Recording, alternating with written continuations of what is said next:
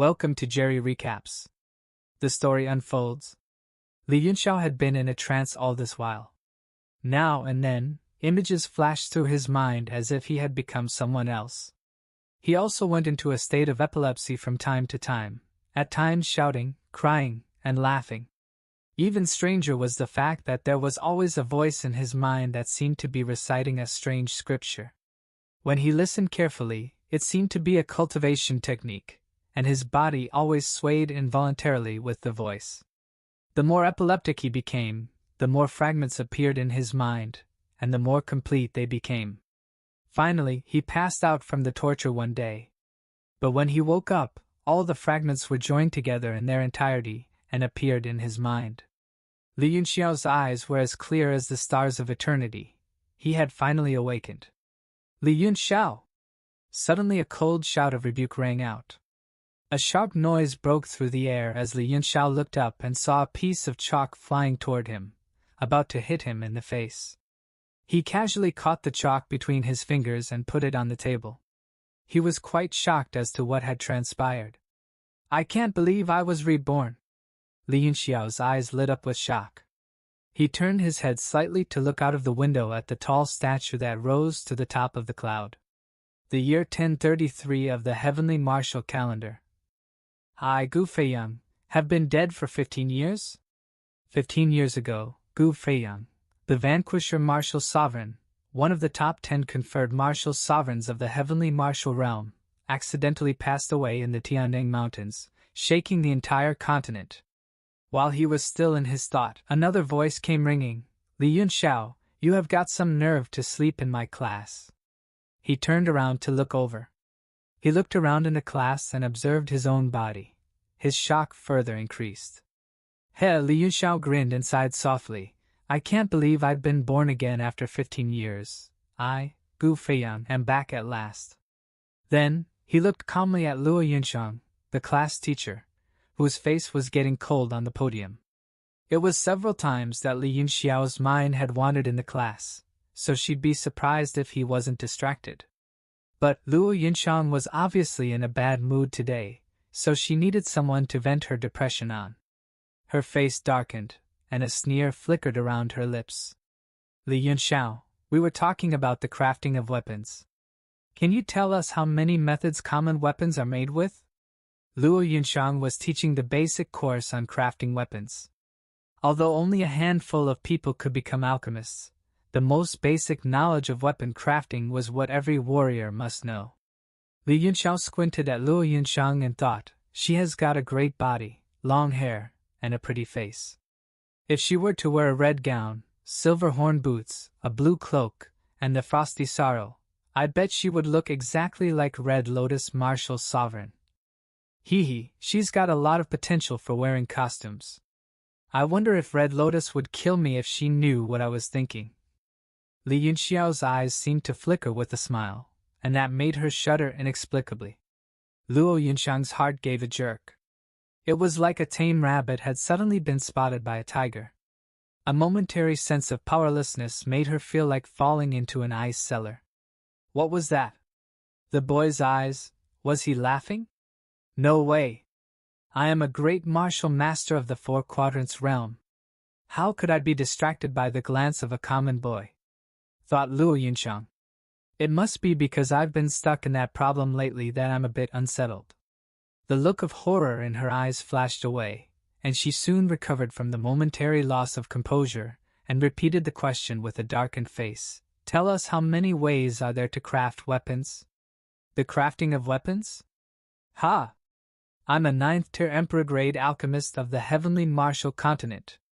Who in the world but those few undying old fogies would dare to speak of the methods of weapon crafting in front of me? Li Yunxiao, who had been at the pinnacle in his previous life, disdains from answering such questions. Li Yunxiao said carelessly, there are 48 methods of crafting common weapons. Luo Yunxiang's eyes widened as she heard Li Yunxiao's words. 48? The classroom suddenly fell silent before bursting into laughter. Ha ha! This fella must be talking in his sleep. I told you so. If I had only looked at his composure, I would have thought he knew the answer. A boy from the classroom rose and spoke arrogantly. Trash, did you even read the textbook? Lord Yangdi's textbook has only 36 types. Li Yunxiao frowned as his glance fell on the textbook in front of him. Didn't I tell him there are 48 common methods? That brat turned a deaf ear to my words. He'll never have to come to my lecture again, thought Yunxiao. Yunxiao paid no mind to all the mockery. There are 36 orthodox crafting methods, he said in a calm tone. But 60 years ago, Gu Feiyang invented 12 technical crafting methods, which have been recognized by the Association of Alchemists and listed as basic crafting methods. So, there should be 48. Luo Yunxiang's eyes further widened as she spoke. What did you say? What nonsense is this brat talking about? Does he know more than Lord Yangdi? He must be afraid of being punished, so he has started talking nonsense. Precisely. How could Lord Yangdi, a student of Lord Gu Feiyang, not know how many basic crafting methods there are? The whole classroom was filled with mockery, but a sudden shout silenced everyone. Shut up! He's right. Yunxiang slapped the table, causing a gust of strong wind to spread out in all directions. Everyone felt an overbearing force come pushing at them, and their faces fell in horror. Some of the students near the podium were as pale as paper, as if on the point of coughing blood. Yunxiang stared coldly at Li Yunxiao as a hint of surprise flashed through her mind. Then, she glanced at the crowd and began to explain slowly. There have always been 36 basic crafting methods. 60 years ago, Lord Gu Feiyang, with his unparalleled talent, invented 12 additional methods, which were recognized by the Association of Alchemists. It's just that these 12 methods are completely beyond the grasp of the average person, so Lord Yangdi didn't include them when he wrote this textbook, said Luo Yunxiang. All the students were astonished and looked incredulous as they fixed their eyes on Li Yunxiao, who appeared to be perfectly calm. Even Yunxiang was surprised. It was no secret to the alchemists that there were 48 basic crafting methods, but it was very rare for an apprentice martial warrior to know this. A thought suddenly came to her mind. They say this Li Yunxiao is illiterate in martial arts. Could it be that he has a gift in the crafting of weapons, which is why he has gathered a lot of information to learn by himself? The idea set her heart racing. If she could train an alchemist, it was worth more than a warrior. Let me test him again, thought Yunxiang. Yunxiang looked up and saw that Li Yunxiao was looking at her with a hint of a smile in his eyes, which gave her a feeling as if a teacher were looking at his disciple. That made anger rise in her. With a cold grin, she said, "Don't think you can skip class just because you've learned something esoteric. Tell me why we need to add sky crystal sand when making weapons. I'll ask you this question. If you can answer that, you can skip the rest of my class and I'll pass you with a full mark. But if you can't answer that, you will stay in the tenfold gravity chamber for 6 hours," said Luo Yunxiang. It was an opportunity or a disaster for Yunxiao. But who knew? Wow, did you hear that? That's a tough question. Everybody knows that sky crystal sand needs to be added when crafting weapons, and there's no reason why. Yeah, it's like asking you why 1 + 1 = 2. Haha. It seems that Teacher Naylan is trying to embarrass Li Yunxiao. Everyone in the class again started mocking and laughing at Yunxiao loudly. They could not hold their laugh. While looking at Yunxiao, her mind wandered. Li Yunxiao answered almost thoughtlessly. In fact, the crafting of weapons does not necessarily require sky crystal sand, but it is not easy for ordinary alchemists to master the degree of fusion between materials during the refining process after quenching. So, they need to use it, which has a neutralization property, to play a moderating role. There was an eerie silence when he had finished. Everyone looked at each other because they could not understand what he was saying. But Luo Yunxiang heard it all clearly. Her pupils constricted as she blurted out, "If that is the case, the more sky crystal sand you add in the process of crafting weapons, the better. But why is it that during the melting of karmat mixed with red copper, the more sky crystal sand is added, the more likely it is to fail?" He paused for a brief moment, and when he saw the look on Yunxiang's face, the thirst for knowledge, He smiled and could not help remembering the disciples who had followed him.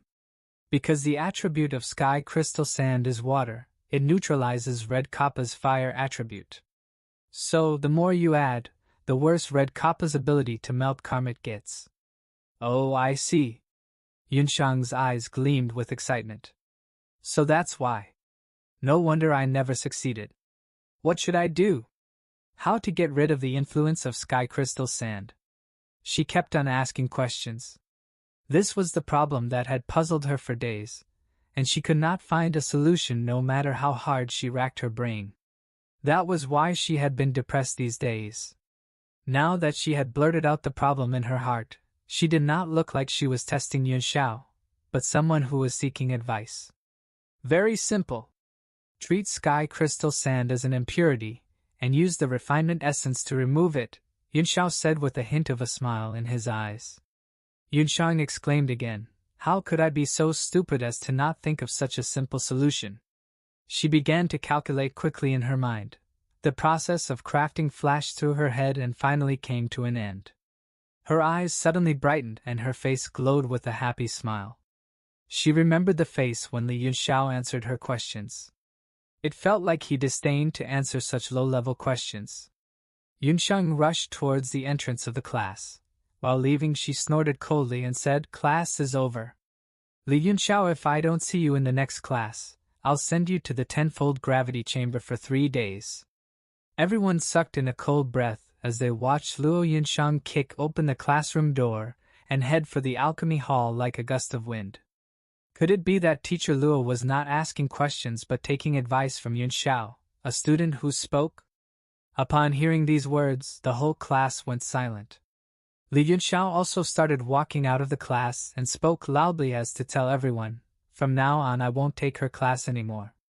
The students' eyes were wide open as they watched Li Yunxiao leave.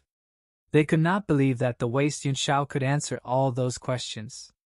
"Hey, can someone tell me what is going on?" Du Feng was the first to speak. He rose directly from his seat and went to a tall student. "Boss, what's going on?" "No way." Shang Guanqing's eyes grew wide as he cried out, "Could he, a brat who has no talent in martial arts, actually be a genius in weapon crafting? What shall we do?" Lan Fei smacked him on the head with a textbook and said sulkily, "What genius? He has just read a few more books. Becoming an alchemist requires a lot more talent than a warrior. How can he walk the path of weapon crafting when he can't even open a single chakra?" "The boss is right." The crowd echoed in agreement, their eyes sparkling with different looks. Lan Fei pushed Shang Guanqing aside with one hand and saw several other people gathering at the other end of the classroom, whispering to each other. These few students were usually close to Li Yunxiao and could be said to be the opposite force of Lan Fei and his friends. Qin Rishua's face went cold as she clenched her palm into a fist. While the classroom was in commotion, Li Yunxiao was already walking alone down the street in Tianshui's capital. He looked up at the towering statue looming ahead and strode toward it. "This is the capital of the state of Tianshui. I remember Yang Di is from here. I wonder if he's at the Association of Alchemists? All would be well if I could find him." He looked at his towering statue and realized that it must be Yang Di, who made this statue in respect for him. He was a bit emotional watching his own statue in the center of Tianshui City. Yunxiao looked up at the Association of Alchemists. Although the tower was far inferior to those he had been in, it gave him a feeling of the utmost familiarity.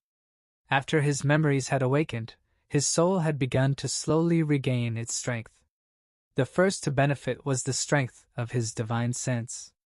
He examined his body quickly and carefully. "This body is a bit troublesome. No wonder I was regarded as not having any talent in martial arts. Many invisible meridians have dried up, so they can't accumulate strength at all. Naturally, I can't open my chakras. I have to fix this body first. It looks like I won't be able to recover my strength anytime soon," thought Yunxiao.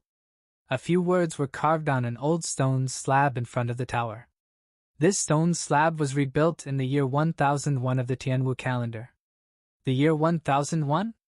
Oh right, It seems that this is the year that Yang Di was promoted to third-tier alchemist and became the president of the Tianshui branch. I wonder if he's still here.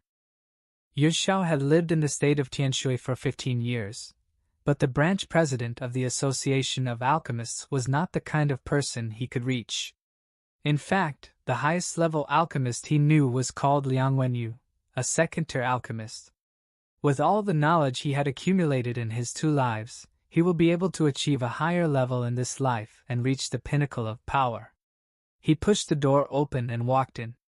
The spacious hall inside was much larger than it looked from the outside. The noisy crowd made the interior of the tower extremely lively, which gave him a feeling as if he had suddenly stepped into a bustling market from a quiet countryside. Welcome to the Association of Alchemists. A melodious voice came into his ears, and then he saw a beautiful woman in a fashionable dress smiling sweetly at him. What can I do for you, my dear little sir? Yu Xiao smiled faintly and said, Little sir? The waitress, whose name was Lu Yao, smiled sweetly and said, You are the youngest guest I have ever received. May I help you? Although she had a beautiful smile on her face, she was paying extra attention to Yu Xiao on the inside. I'm looking for Yang Di. Is he here? Yu Xiao asked faintly, his eyes still wandering about the hall. Lord Yang Di? Lu Yao almost bit her tongue. She stared at the young man for a moment. Although she felt ridiculous, Yun Xiao's indifference made her feel that he was indeed sincere. It made her a little confused. You mean the former president, Lord Yang Di?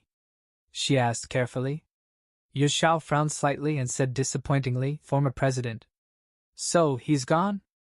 A flash of reverence instantly rose into Lu Yao's eyes.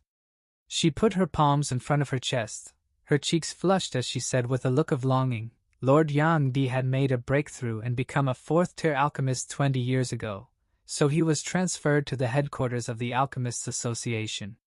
Without Yang Di's help, it would be more difficult for him to open up the dried-up invisible meridians.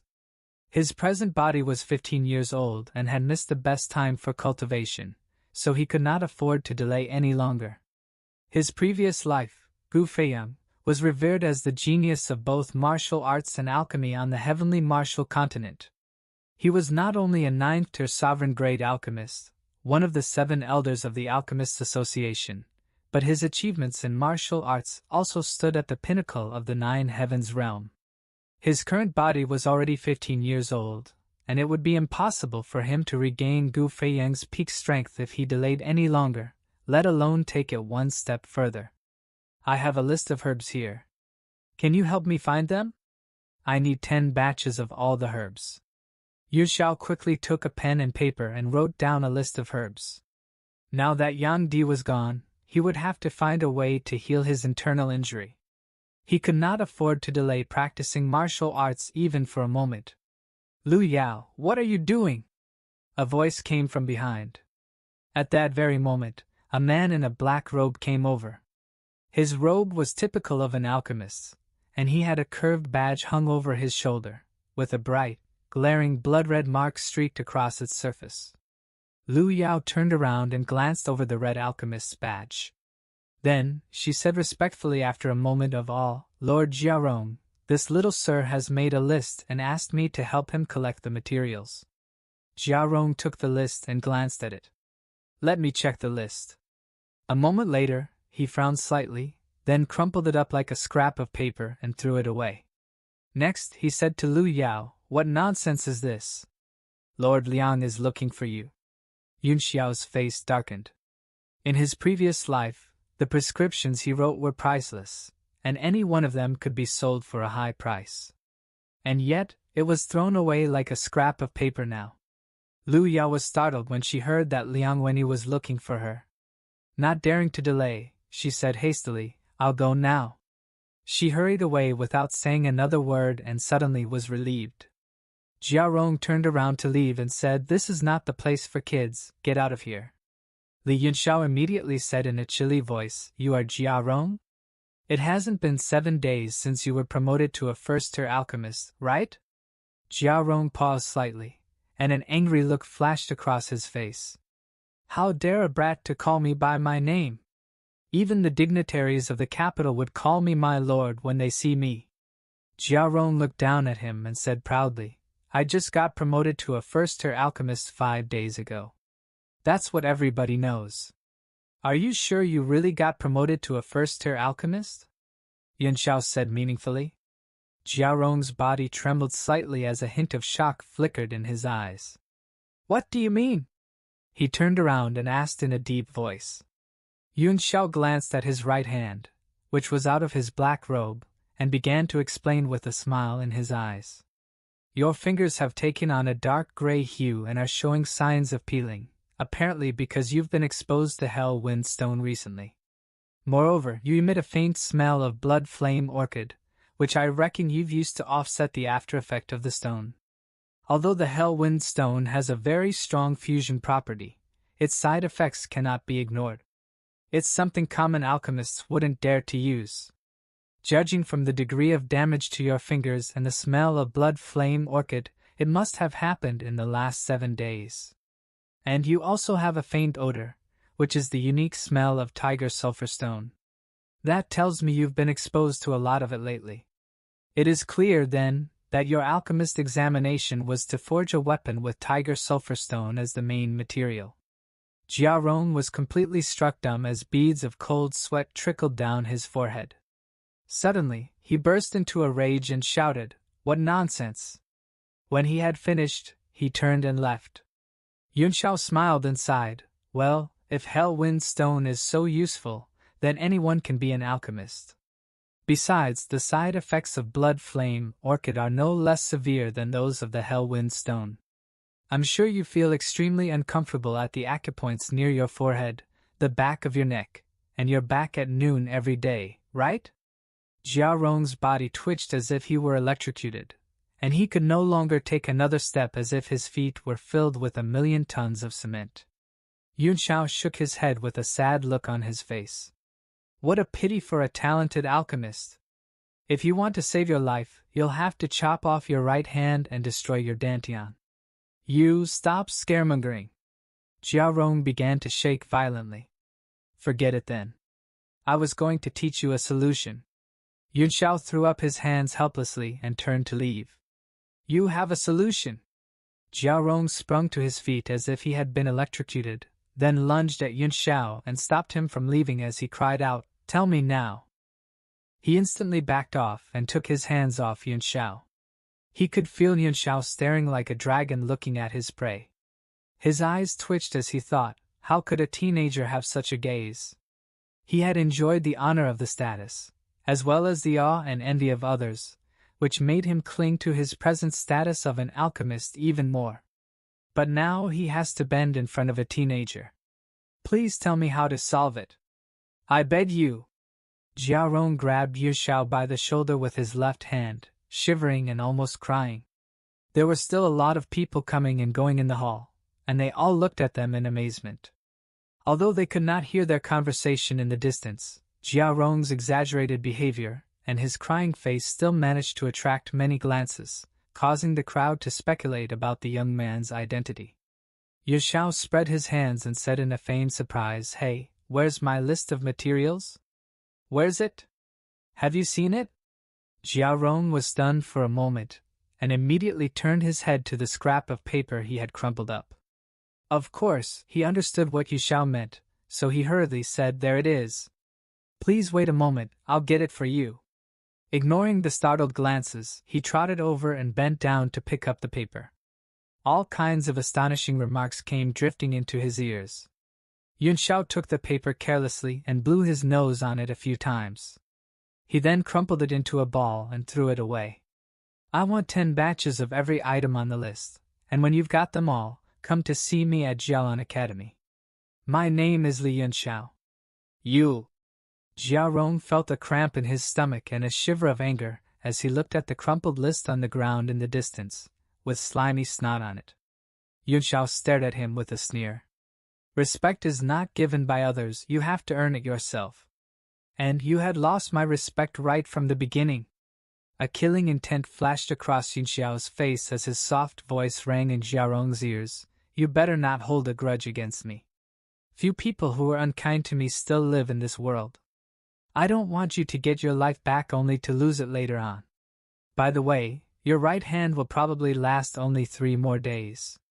If you don't find the things I want in 3 days, it will be completely dead. Unless you can find yourself a 9th-tier alchemy sovereign, you will never be able to craft again in your life. Yunxiao's voice was soft, but it filled Jiarong with fright, making him shiver violently. He mustered his courage and asked almost hysterically, 3 days. I haven't even heard of most of these ingredients. And how do I know you're not lying to me? With a faint smile, Yunxiao said, You are a clever man, and I'm sure you'll find a way. Concoct a potion with the leaves of white crescent bamboos and gray world ginseng, and consume it every morning, noon, and evening. It can alleviate the pain of your 3 acupoints, and also allow your right hand to live for 2 more days. But only 2 days. If you still can't gather enough ingredients in 5 days, you don't have to come to me. Good luck. He made his way toward the snot-stained piece of paper, ashamed and resentful. The surrounding crowd lowered their heads because they all felt the anger and murderous intent emanating from his body. Some were so frightened that they scattered about, not daring to look at him again. He is but an ordinary lad, either a warrior nor an alchemist. Yet why have I felt a shivering fear before him?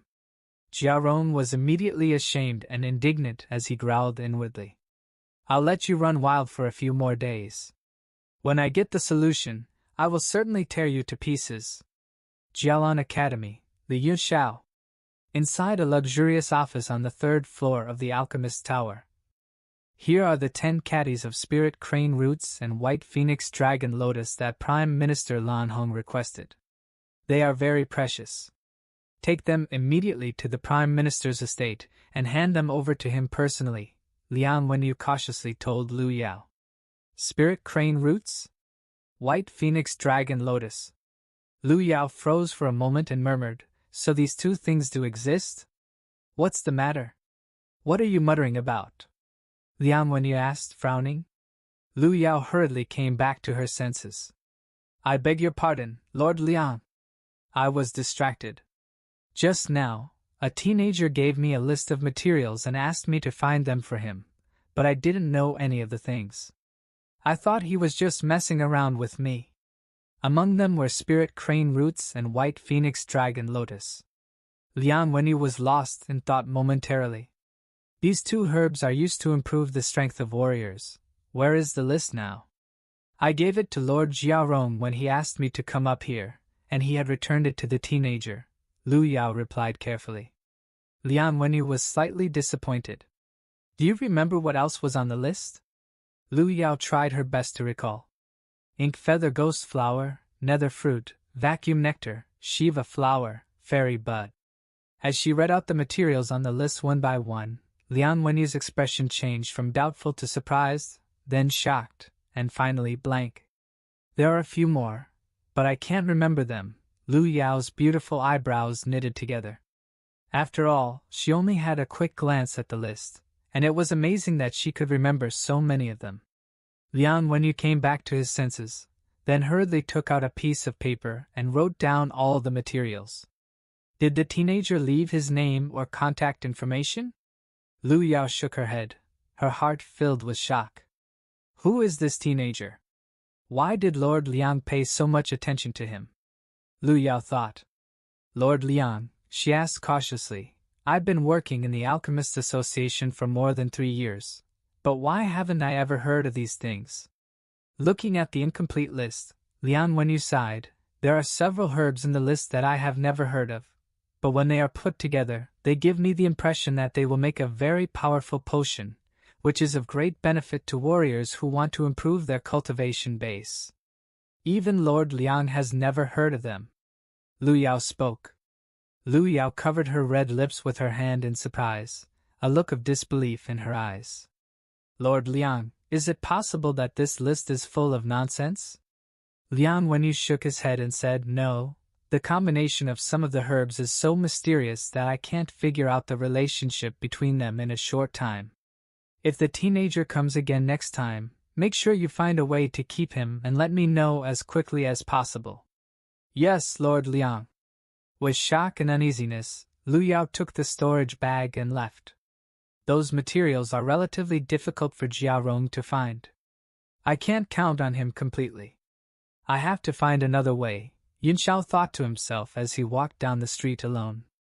Looking at the storage ring in his hand, he sent a wisp of divine sense into it. The inside was full of all sorts of things. What's all this jumble? Even an aphrodisiac? Oh, I remember now. I had secretly bought it last time but never got a chance to use it. Then he saw a heavy sword inside the storage ring. He threw away a small bottle and took out a large black sword, slightly surprised by its weight. This is the only useful thing, he said to himself with a bitter smile. It weighs 32 caddies and 7 taels. I can hardly lift it.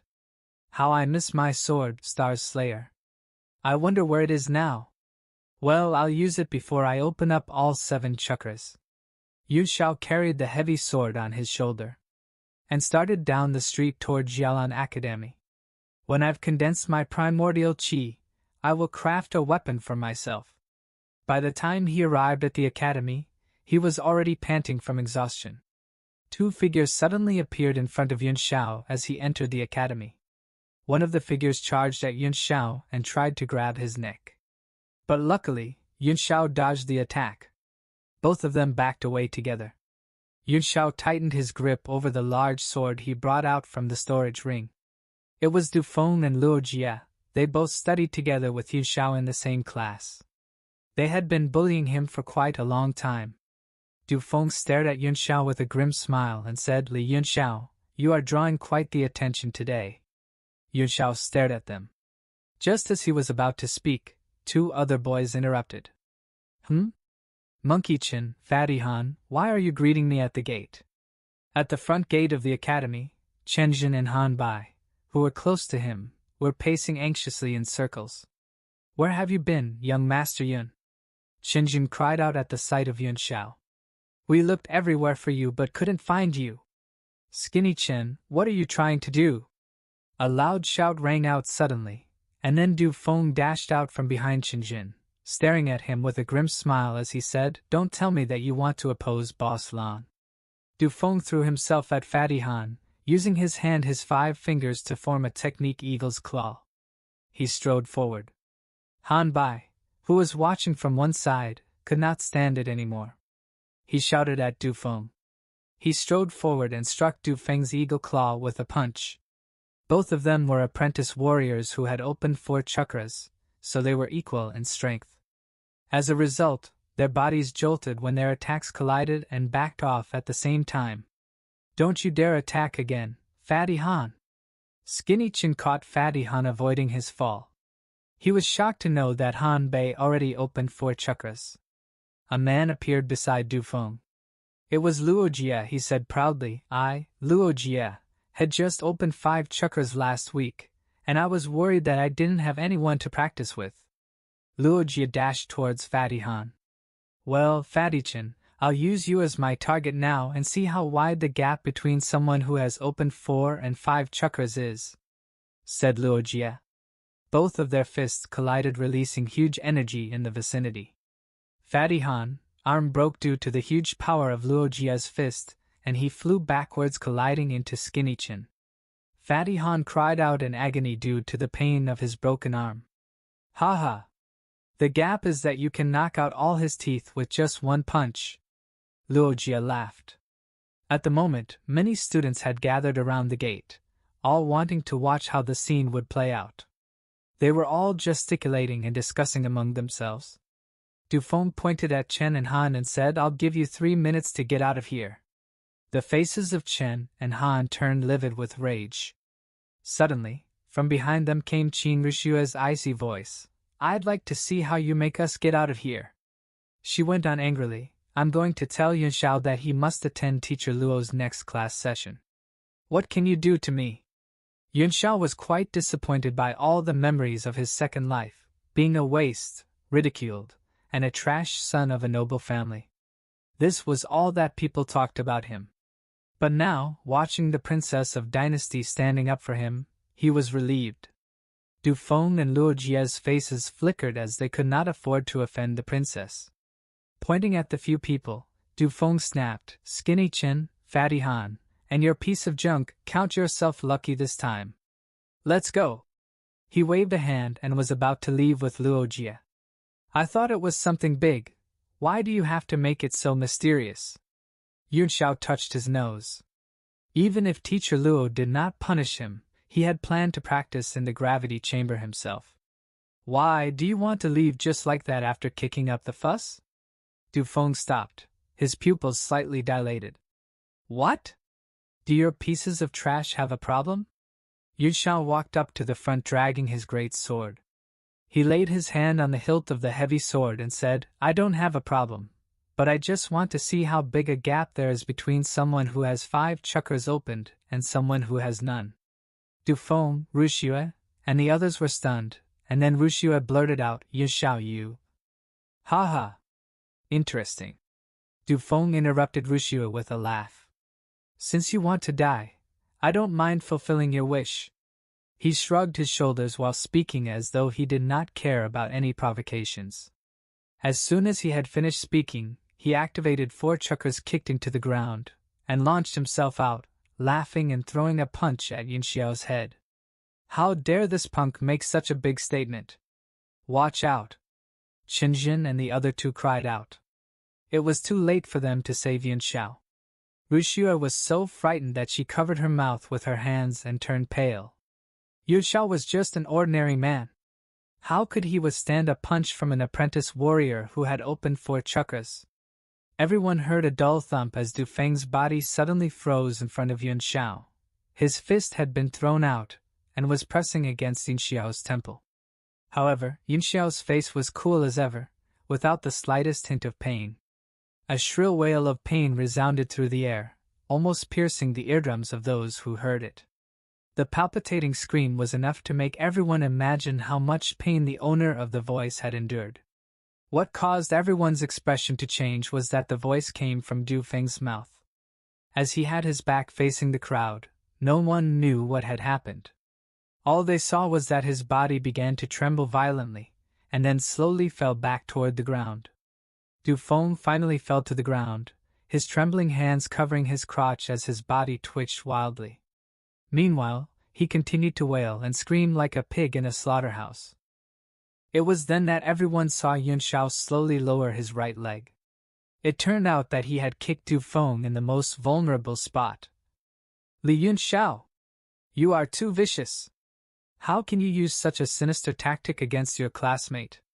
Luo Jie's pupils constricted as he discovered in an instant that Du Feng's fist had not struck Yun Xiao in the face, but was half a centimeter away. Looking at the shock and fear in everyone's eyes, Yun Xiao spread out his hands helplessly and said with an innocent expression, "You all saw him rush up to beat me. I did nothing but just lift my right knee. I didn't expect he would run himself into it. What bad luck." Everyone present had the same thought in mind. Yeah, that guy ran into the knee all by himself. What a weirdo, trying to beat someone but ending up ruining his manhood. It is truly unheard of. All the male students present shivered and subconsciously put their hands in front of their crotches.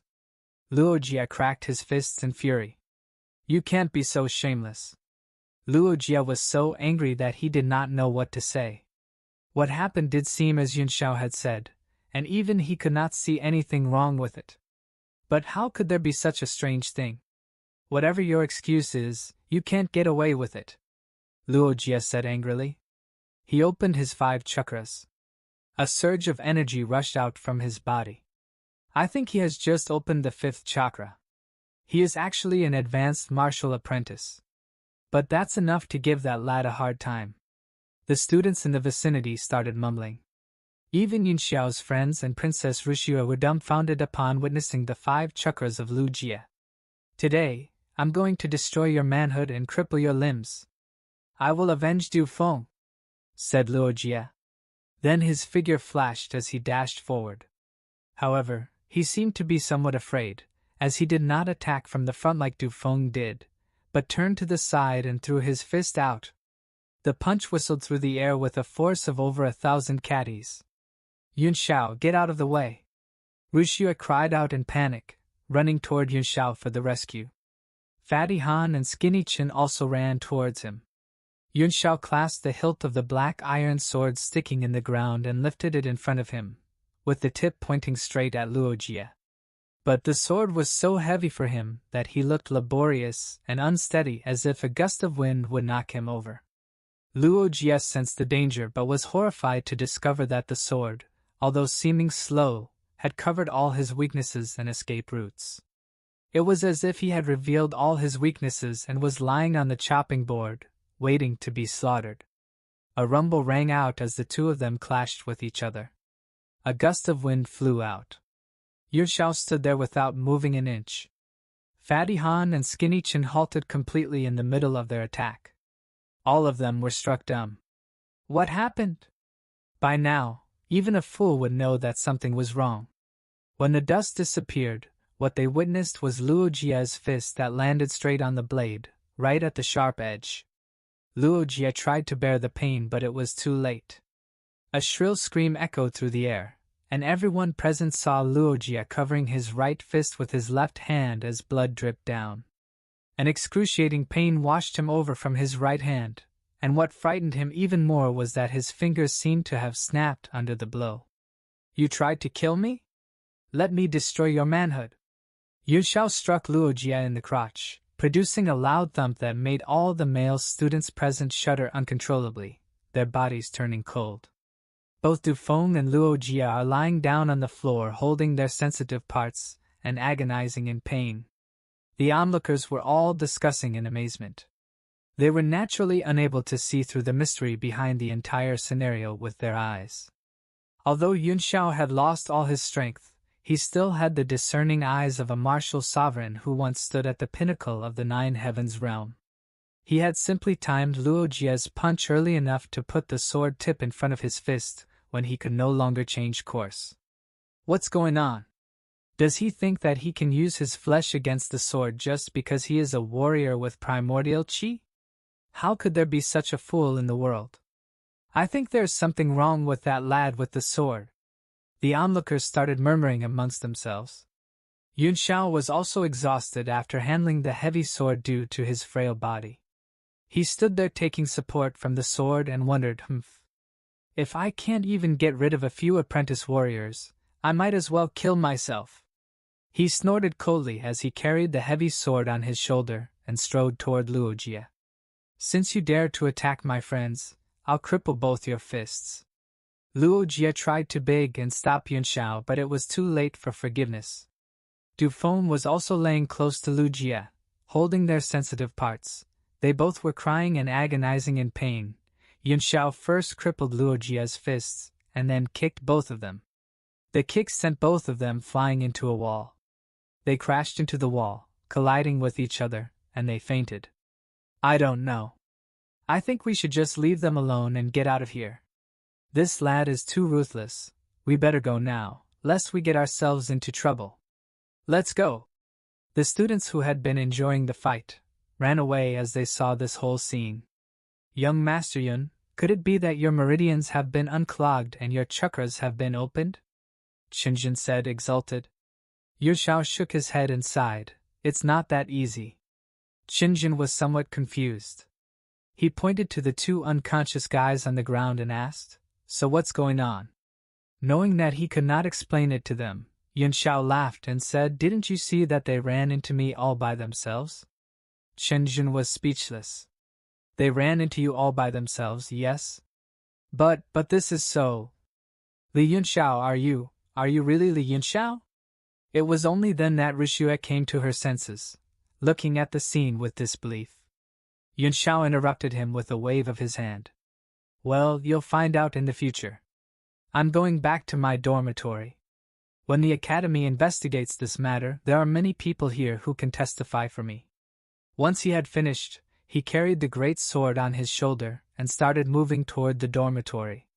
Yun Xiao, even if we testify for you, the fact that you've crippled them with your sword will probably bring you great trouble. Rushua cried out suddenly. The Du family and Luo family have always been at odds with your family, and I'm afraid they'll take advantage of this incident. Yunxiao's body gave a slight pause, then he laughed and said without turning his head if they tried to stir up trouble. He then struck his giant sword down between the legs of Luo Jie and further said, "I'll destroy their manhoods as well, one by one." Rishua's face flushed as she stamped her feet angrily. This Li Yunxiao is so vulgar. And why did he suddenly change so much? He has caused so much trouble, and yet he still seems as if nothing has happened. He is ticking me off. Du Feng and Luo Jie are indeed from the Du family and the Luo family, but they are not core descendants, Han Bai said thoughtfully. With young Master Yun's status, it's no big deal to cripple them. I don't believe their families would dare to seek justice from the Li family. I just worry that they'll go after young Master Yun directly. If that is the case, he'll be in great danger. Chen Jin snorted. They wouldn't dare to be so arrogant in the academy. Sending someone to kill a student in the academy would just make them die faster than offending the Li family. Outsiders certainly wouldn't dare to kill someone in the academy, Han Bai said while frowning. But if it is other students, the academy would just turn a blind eye. Ru Xue's face flickered. Do you mean Lan Fei? Han Bai nodded with a serious expression.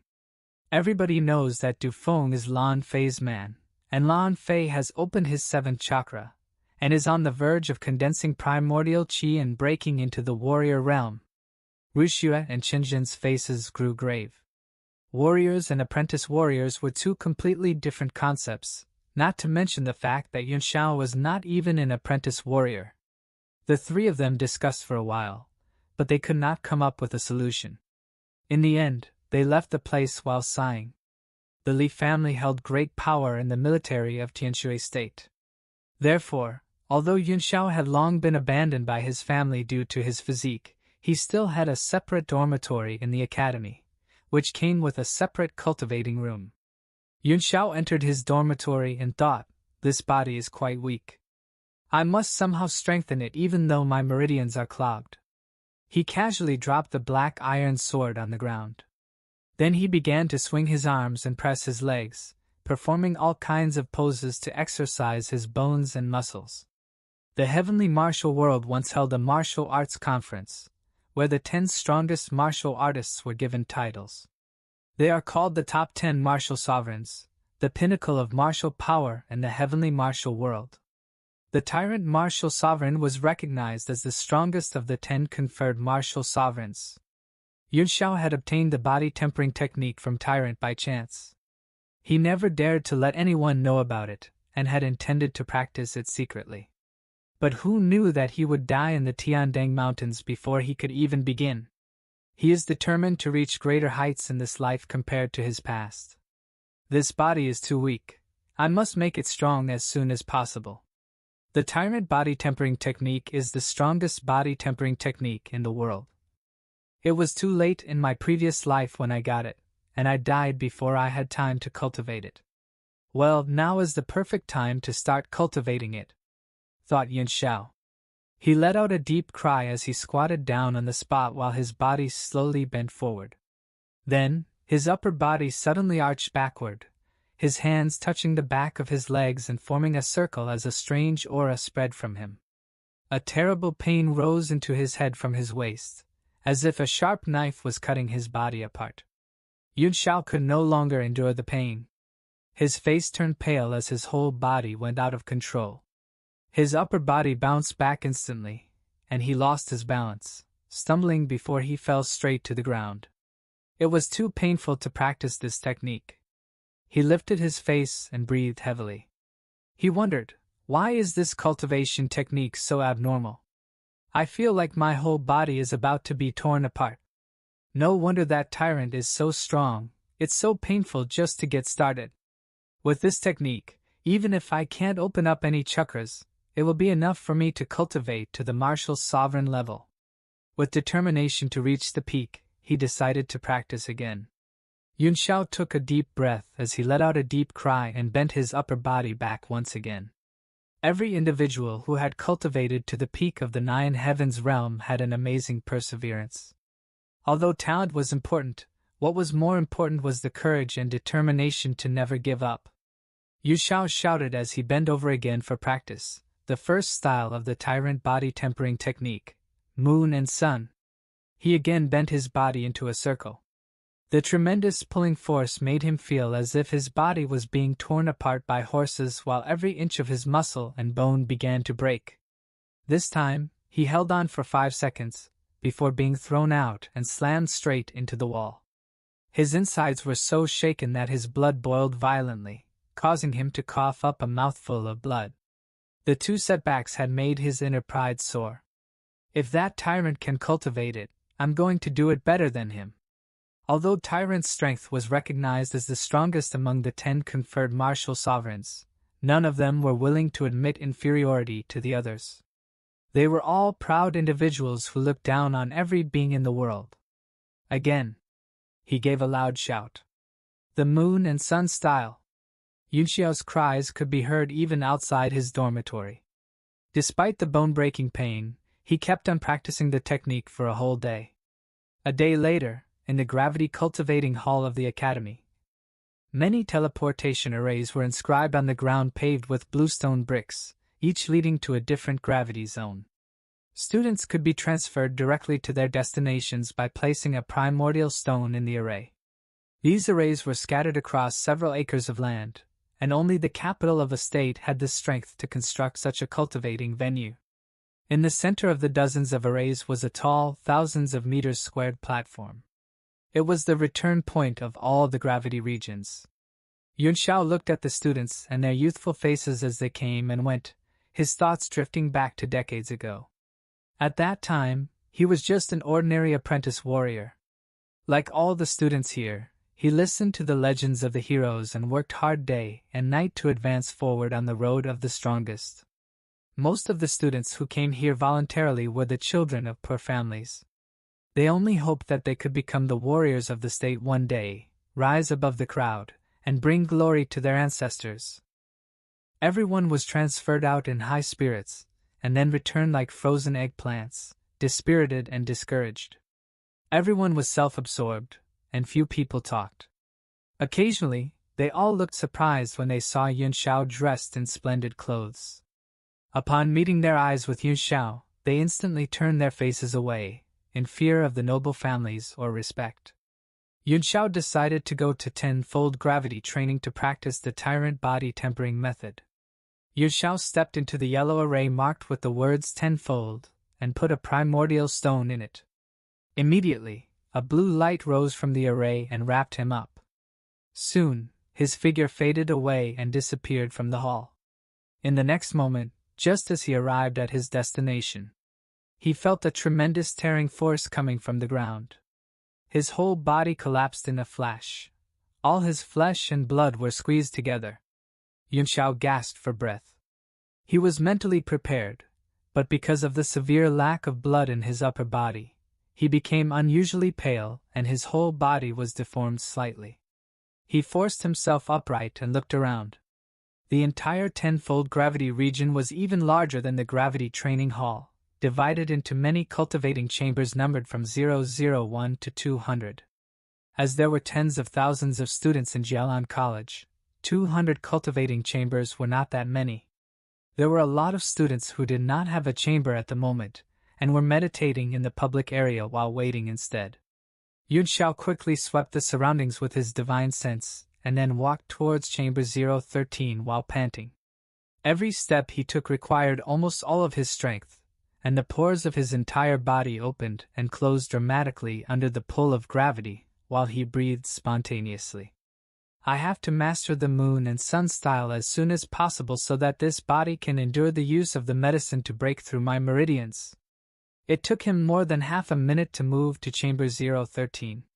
Just as he was arriving, the door suddenly opened.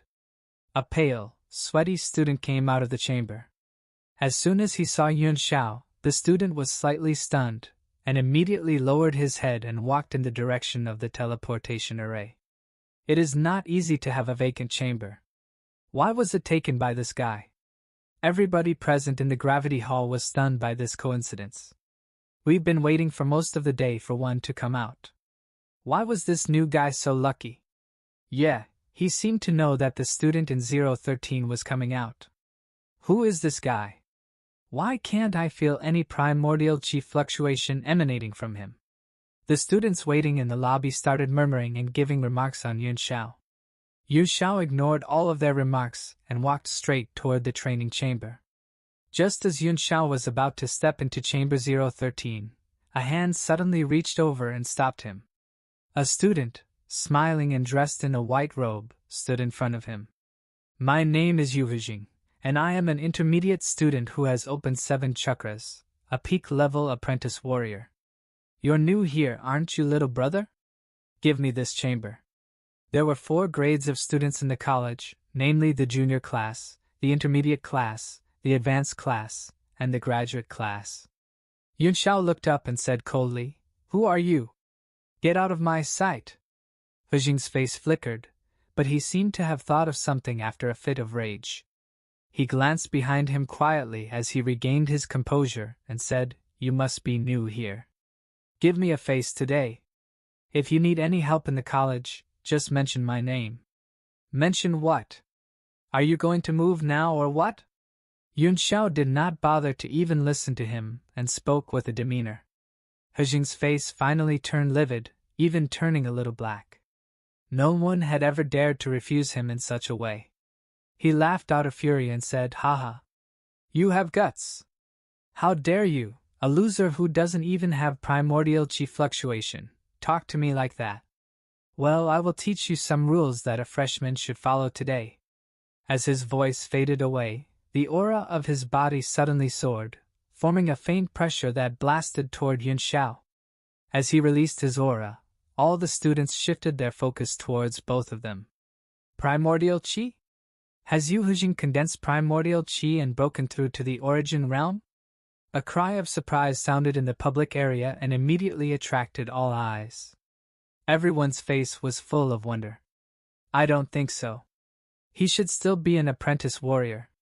If he broke through to the warrior realm, his body should have the glow of primordial chi and not just the pressure. I'm in a good mood today, kid, so I'll just break all your ribs and spare your life.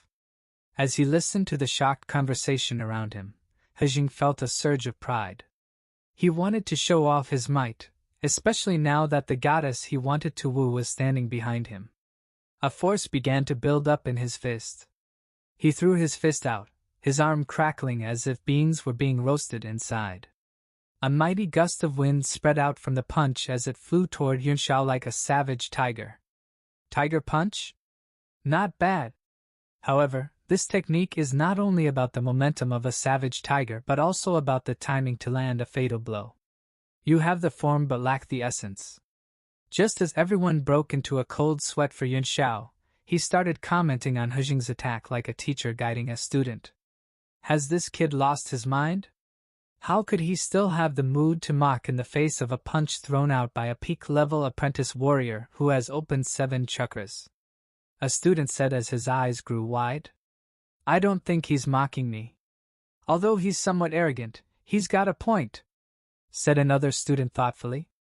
A student next to them shook his head and said, Whether he's got a point or not, how can he dodge a punch from a peak-level apprentice warrior?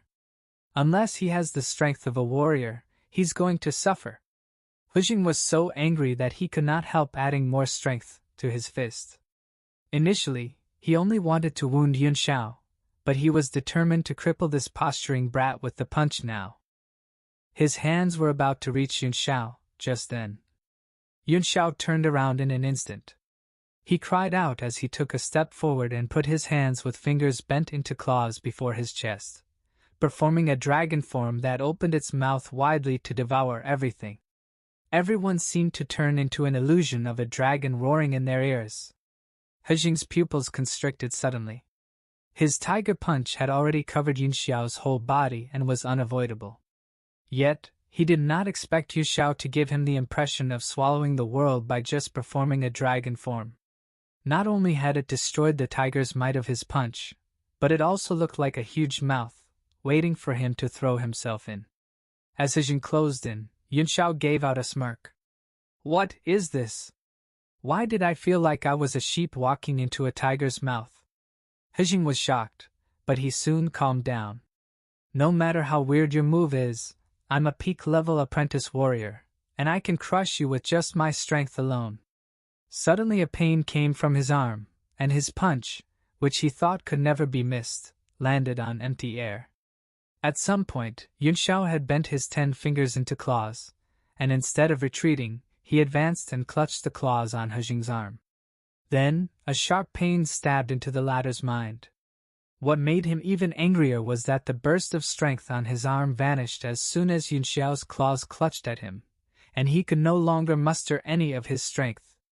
After succeeding with the move, Yunxiao threw himself at Hejing and squatted slightly before slamming his right shoulder into the other's chest. Hejing felt nothing but numbness in his chest and a rush of blood in his throat. He staggered back from the impact and took a few steps before he could stand firmly. "Oh well, this body." Yunxiao sighed in his heart, greatly dissatisfied with his current body. If he had Hejing's strength, the dragon style would have completely crippled his opponent's arm, and the subsequent slam would have killed him in seconds. But now, he had only caused pain in the latter's arm and numbness in the chest. What happened just now? Did anyone see it clearly? Yu Hejing's punch was powerful enough to crack a boulder, and I even saw a faint light of primordial qi. How could it be defended so easily? The students started mumbling again as they witnessed a martial apprentice getting pushed back by a normal human. Hejing's face was blank with shock. He still could not figure out what had happened. He could not feel any primordial qi from this brat. Although the move was amazing, it did not come with sufficient strength, or he would have not been simply shaken to the point where his blood started surging. He might have been cautious during normal times, but there stood beside him his goddess at the moment, so he could not lose face at all. Fuming with rage, he roared as he was about to rush over when the girl in a blue dress beside him said, "Senior Yu, forget it." With a look of shame and indignation on his face, Hejing said, "Landuo, give me 5 minutes. I'll cripple this kid and take this chamber for you." Landuo shook her head and said, "Never mind, he got the chamber first." Yunxiao's eyelids twitched slightly as he blurted out, "It's you?" A delicate and beautiful face came into his eyes, causing his thoughts to flutter slightly. Looking at Yunxiao in amazement, Landuo said softly, "I can't believe that just because you can't cultivate your strength, you have started cultivating your skills. The resources of the Li family are abundant indeed. That was an excellent move. However, skills without strength are for mere show." Yunxiao's expression became a little odd, but he agreed. "You're right." Meanwhile, Hejing's face grew darker. He stared at Landuo and asked, "Landuo, do you know him?" Instead of answering him, she smiled and said to Yunxiao, "So, it's impossible for you to defeat me. The gap between us will only grow larger. In fact, you are the young master of the Li family. So, even if you can't cultivate, you will still have a bright future. Why are you so persistent?" "The young master of the Li family?" Hejing was astonished. "He is that infamous loser of the Li family?" His expression suddenly turned odd. He had heard of Yunxiao's reputation as a loser who could never cultivate. Even the Grand Masters of the Alchemist Association could do nothing to help him. So, that kid is that infamous loser. No wonder I can't feel any primordial qi in him. I see. So, he has taken the path of skills. A warrior with amazing skills has a natural advantage in fighting against opponents of the same rank.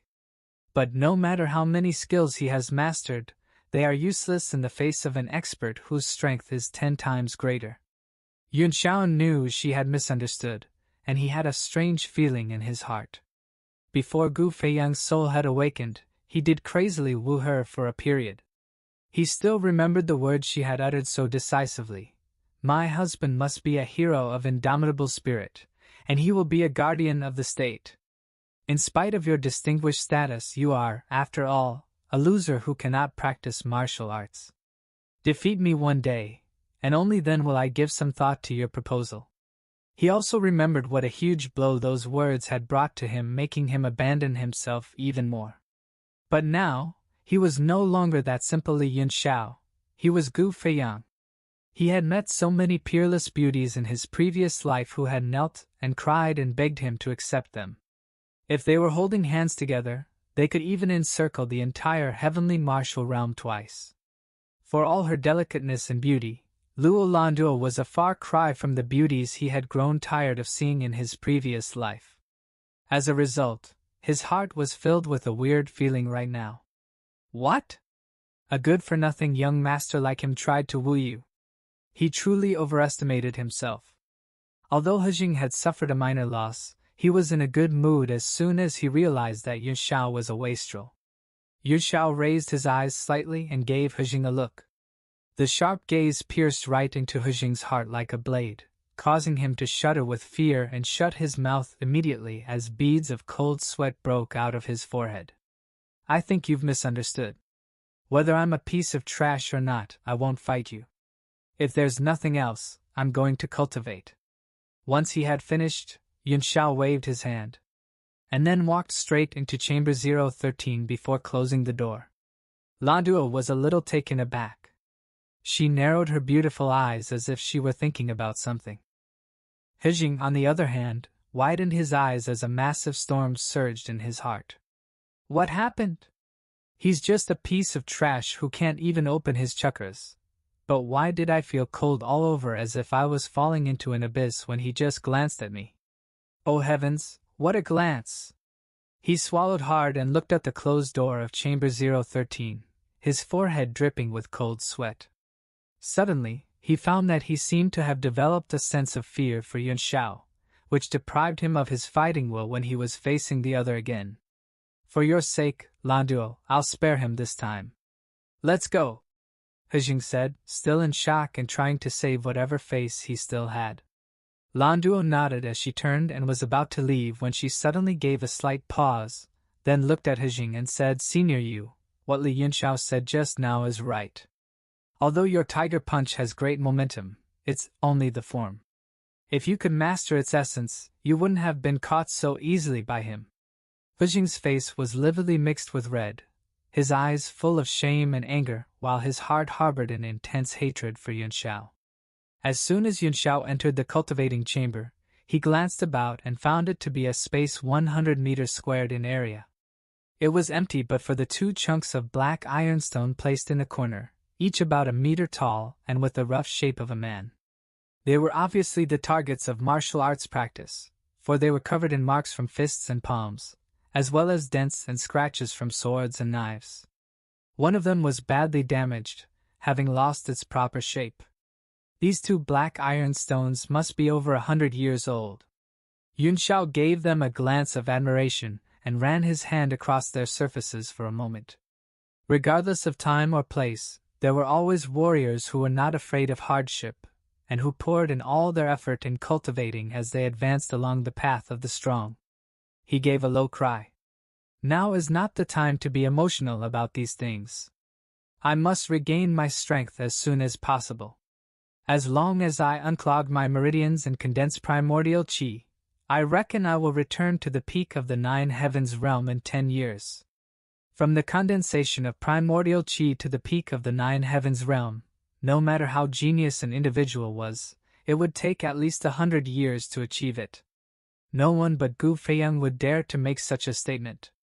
Yun Xiao rushed forward to throw a punch at the black iron dummy. Under the impact of tenfold gravity, it had been really beneficial for him to practice the tyrant body tempering technique.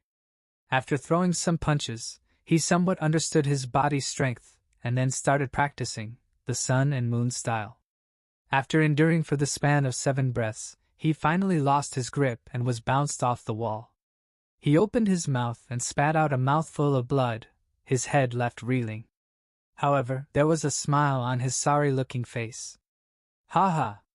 Under 10 times the gravity, the effect of the moon and sun style really doubled. In less than 3 days, I will be able to attain the physique of an apprentice warrior, and at that time, I'll have at least a 60% chance of success in breaking through my meridians. He stood up again with his injured body, to start practicing over. A rapid crackle rang out from within him as his body bent backward in an incredible pose. His hands and feet joined to form a perfect circle, and then his muscles and bones began to transform subtly. In addition to the great pain, there was a strange force flowing back and forth within him. It was different from the primordial qi he used to know. The force that flowed through his muscles and blood vessels was a pure physical force. Just as Yunxiao was cultivating in seclusion, the news that he had defeated Yuvijing with one move had spread through the entire tenfold gravity zone. Everyone was pondering over the matter. Although he had the suspicion of resorting to advanced martial skills, the fact that he had defeated a peak-level apprentice warrior who had opened 7 chakras with the physique of an ordinary man still deeply shocked those who heard it, and even overturned the perception of some apprentice warriors. 3 days later, the door of Chamber 013 finally opened, and a man covered in blood walked out of it. The students waiting for their chambers in the public area were all horrified. A thick layer of hardened blood covered the surface of his body like a suit of bloody armor, sticking out like a sore thumb. And from his body came wafting out a pungent smell of sweat and blood, causing all the students to feel their stomachs churning, while some female students even started to vomit as they could not stand it. Apart from the pair of bright eyes, he did not look like a man at all. Under the horrified glances of the crowd, Yunxiao passed through them without even giving them a second look. What no one noticed was that when he first arrived here, he had to pause after every step while panting, but when he left, he looked relaxed as if he was walking on flat ground. Who was that? I can't believe he tortured himself until he looked like a ghost. Did he have to work so hard? You don't know? If I remember correctly, that was Li Yunxiao, who had defeated Yuvijing with one move. Stop lamenting and start cultivating hard, young man. A loser and a girl have already surpassed us. The students waiting in the gravity training hall started mumbling as Yunxiao walked straight into the teleportation array and disappeared from the tenfold gravity zone. Suddenly a cry of alarm echoed out. Everyone looked up and saw the student who was about to enter Chamber 013 standing before the door with a blank face. The puzzled crowd went over to the chamber, and what they saw instantly darkened their faces. A black ironstone target in the cultivation chamber had completely broken into 2, with its upper part lying on the ground. And on the ground was a terrifying mass of blood. Everyone's heart gave a hard jerk. Is this guy still a human being? Yunxiao's appearance in the gravity cultivating hall at the next moment was no less shocking. But the uproar soon calmed down, and all the students who saw him smiled bitterly. Yunxiao finally realized that his current look had attracted too much unwanted attention, so he immediately took a set of clean clothes out of his storage ring and put it on, then walked quickly back to his dormitory. Yunxiao took a shower as soon as he got back to his dormitory. His skin, which was scarred and terrifying to look at, turned out to be as smooth as jade, without a trace of a scar. And between his movements, he clearly felt a force he had long lost. Although it was still very weak, he was very satisfied with it. He wondered if it was truly the #1 body-tempering technique under the heavens, for it had given me a body that was stronger than the one cleansed with a 9th-grade spirit medicine. Now, with the physique of an apprentice warrior, I can start experimenting with some simple concoctions. As long as I can produce some low-level medicinal pills, my cultivation speed can be further accelerated. The strength of an alchemist depended on the strength of the soul, but many basic refinements required physical strength before they could be carried out. After getting out of the bath, Yunxiao then tied up his hair with a rubber band. He was thinking of buying some herbs and refining tools when he suddenly felt a chill in the back of his head. Someone was throwing a punch at him.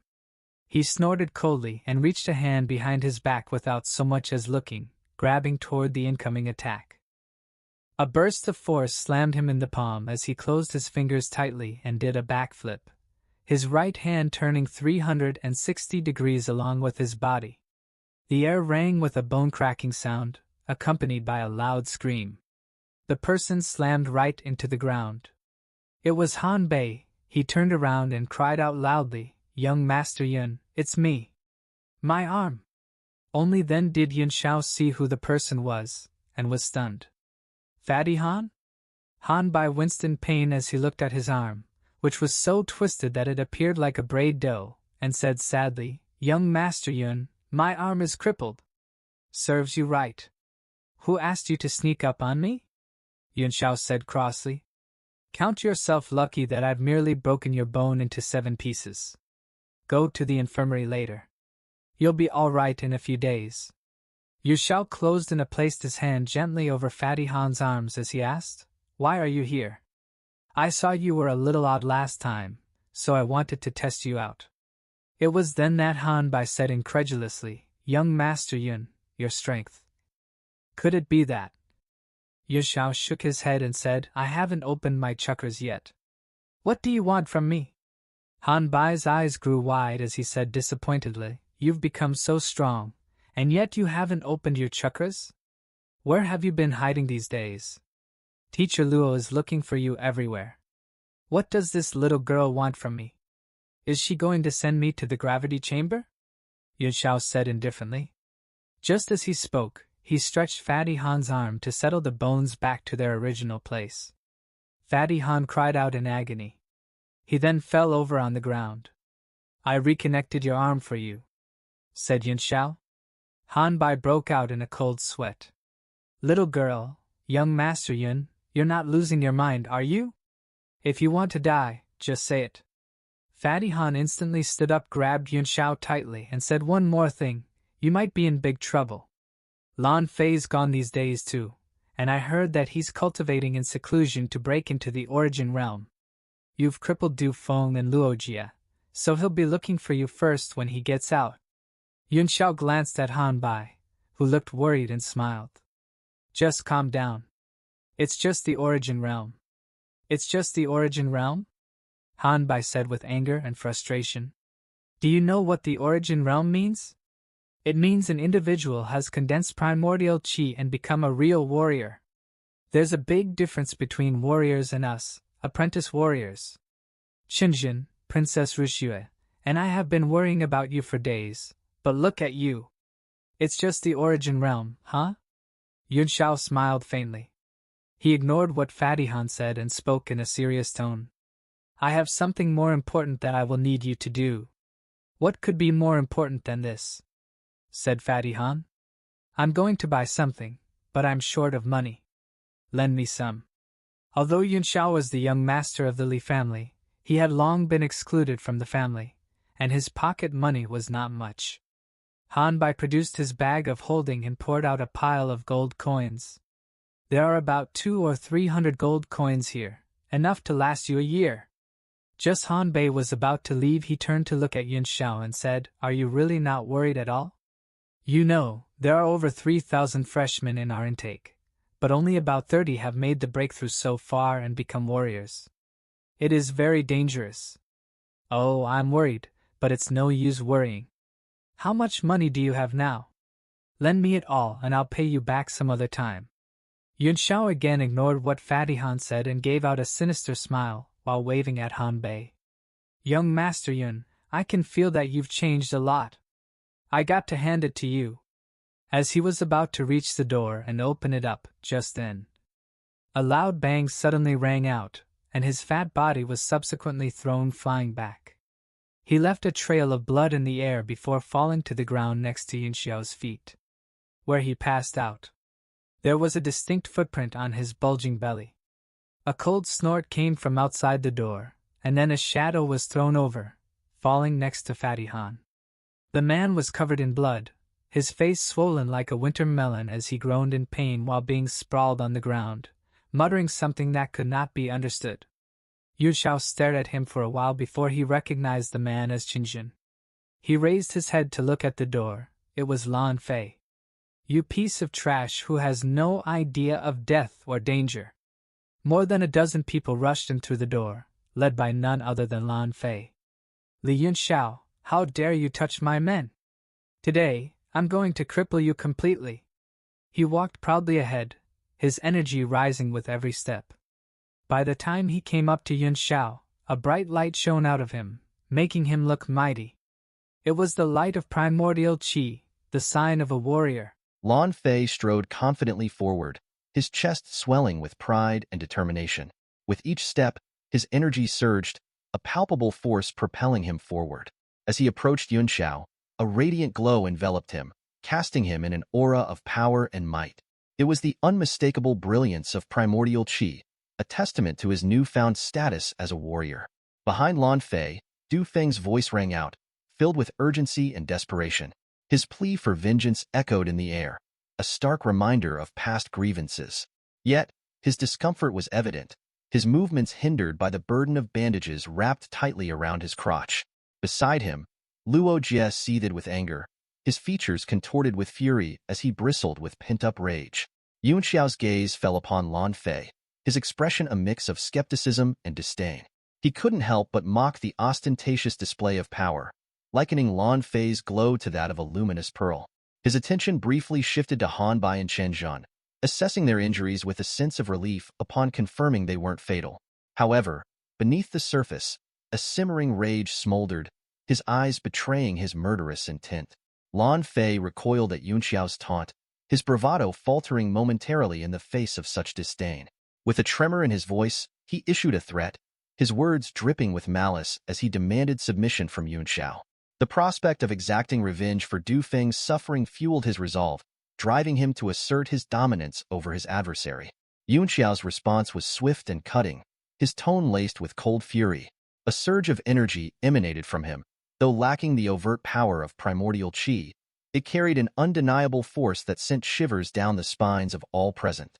Lan Fei felt a sense of dread creeping over him, an inexplicable fear gripping his heart as he struggled to comprehend the sudden shift in power dynamics. Summoning his courage, Lan Fei brandished his sword, the weight of his actions settling heavily upon him. With a furious roar, he launched himself at Yun Xiao. The inexplicable sense of fear gripped Lan Fei like a vice, sending shivers down his spine and setting his nerves on edge. It was a sensation so overwhelming that he feared if he didn't act decisively, he might lose his courage altogether. Standing there, facing Yun Xiao, it felt as though he was on a small boat tossed amidst stormy waves, teetering on the brink of disaster. With a fierce determination, Lan Fei pushed aside his doubts, focusing all his strength and resolve into his arms. He knew he had to act swiftly and decisively to overcome the looming threat before him. Yun Xiao's nod of approval only served to fuel his determination further as he steeled himself for the confrontation ahead. In response to Lan Fei's attack, Yun Xiao casually drew a black iron sword, effortlessly holding it in a defensive stance that deflected Lan Fei's assault. The sight incited fury in Lan Fei, his face flushing red as he doubled down on his attack, infusing his strikes with the power of primordial qi. The clash of their swords rang out violently, sparks flying as the force of their collision reverberated through the air. Lan Fei's attack seemed formidable, cracking Yun Xiao's palms and sending him staggering backward. Despite the impact, Yun Xiao managed to maintain his footing, his balance unwavering even as he retreated several steps. However, the black iron sword he wielded bore the mark of their conflict, a deep cut marring its surface. The scene unfolded in disbelief before the onlookers, their wide-eyed stares rooted to the ground in astonishment. Lan Fei's shock mirrored that of his companions, his mind reeling at the unexpected turn of events. How could Yun Xiao, a mere apprentice warrior, block his attack with such ease? The realization dawned on Lan Fei that perhaps there was more to Yun Xiao than met the eye. Could he have unlocked his chakras without manifesting primordial qi? As warm blood filled his mouth, Yun Xiao couldn't help but chuckle, a sense of satisfaction permeating his demeanor. Despite the oddity of his current situation, the thrill of battle coursed through him, invigorating him with a sense of purpose. His laughter echoed in the air. Yun Xiao stood tall, his sword raised defiantly as he beckoned Lan Fei forward with a challenge. His arrogance was palpable, evident in the smug curve of his lips as he taunted his opponent. Lan Fei's fury surged, his face flushed with anger at the audacity of Yun Xiao's provocation. With a deep breath, he suppressed the shock reverberating through his mind, channeling his rage into a determined resolve. Raising his own sword, Lan Fei summoned forth a torrent of primordial qi, the energy crackling along the blade as he launched himself at Yun Xiao. The passing cloud slash technique, honed through relentless training as an apprentice warrior, was now his to wield as a true one-star warrior. With a defiant shout, Lan Fei charged forward, his intent clear, to strike down his adversary with overwhelming force. The onlookers behind Lan Fei watched in stunned disbelief, their eyes widening as the clash unfolded before them. Du Feng's excitement bubbled over, his shrill voice cutting through the tension as he identified Lan Fei's technique. Yet, amidst the anticipation, Yun Xiao remained composed, his voice calm as he began to offer unsolicited advice. As Lan Fei surged toward him, Yun Xiao's words pierced through the chaos, his commentary on the passing cloud sword technique a direct challenge to Lan Fei's skill. The insult stoked the flames of Lan Fei's fury, threatening to overwhelm him as he struggled to maintain his focus. With a snarl, he dismissed Yun Xiao's words, his determination unwavering as he pressed on with his attack. The blade descended with blinding speed, aimed to strike down Yun Xiao with lethal precision. But in a swift and effortless motion, Yun Xiao countered, his own sword rising to meet the onslaught. With a casual flick of his wrist, he redirected the force of Lan Fei's strike, sending the glowing sword hurtling through the air until it embedded itself into the ceiling with a resounding thud. Yun Xiao's voice rang out, a quiet reminder of the lesson learned: count yourself lucky to have received my advice. The sudden silence that followed was deafening, the room frozen in shock at the unexpected turn of events. Lan Fei stood before Yun Xiao, his breaths ragged as he struggled to comprehend the defeat he had just suffered. Yun Xiao stood poised, his body trembling slightly from the rush of primordial qi surging through the blade into his veins. Despite the pain that threatened to overwhelm him, he remained steadfast, twisting his body into a peculiar stance that seemed to counteract the agony coursing through him. With a steely resolve, he prepared to face whatever came next. Meanwhile, Lan Fei stood frozen, his gaze fixed on his torn palms, oblivious to the danger looming before him. Without warning, Yun Xiao's foot lashed out, connecting with Lan Fei's face with a force that sent him hurtling backward, blood spewing from his mouth as he collided with the ground. The onlookers were stunned into silence, their minds unable to process the rapid turn of events. Their mouths gaped open in disbelief, muscles tensing in shock as they struggled to comprehend the unfolding spectacle. As Lan Fei regained his bearings, his mind raced to catch up with the chaos around him. It was only when a chilling sensation gripped his senses that he realized Yun Xiao's sword was perilously close to his groin. Panic surged through him as he grasped the dire situation, his legs trembling with fear as he confronted Yun Xiao's cold gaze. Filled with a mixture of shock and indignation, Lan Fei mustered his courage to confront his assailant. "What do you think you're doing? You wouldn't dare," he spluttered, his voice wavering with a hint of desperation. Yun Xiao's expression remained impassive, his eyes flashing with disdain as he retorted, "Dare? Oh, I wouldn't dream of it. I'm trembling with fear, you see." Mockingly, he wobbled his hand, causing the blade to sway dangerously close to Lan Fei's vulnerable anatomy, eliciting a primal fear that permeated the air. Lan Fei's resolve crumbled as he faced the imminent threat, his legs quivering uncontrollably as the pungent scent of urine tainted the tense atmosphere. "No." "Please, don't," he pleaded, his voice cracking with terror. Yun Xiao's gaze hardened, a cold gleam in his eyes as he refused to yield to Lan Fei's pleas. Yun Xiao said, "I'm too lazy to settle the previous score with you, but you've injured Fatty Han and Skinny Chun this time, and even tried to kill me.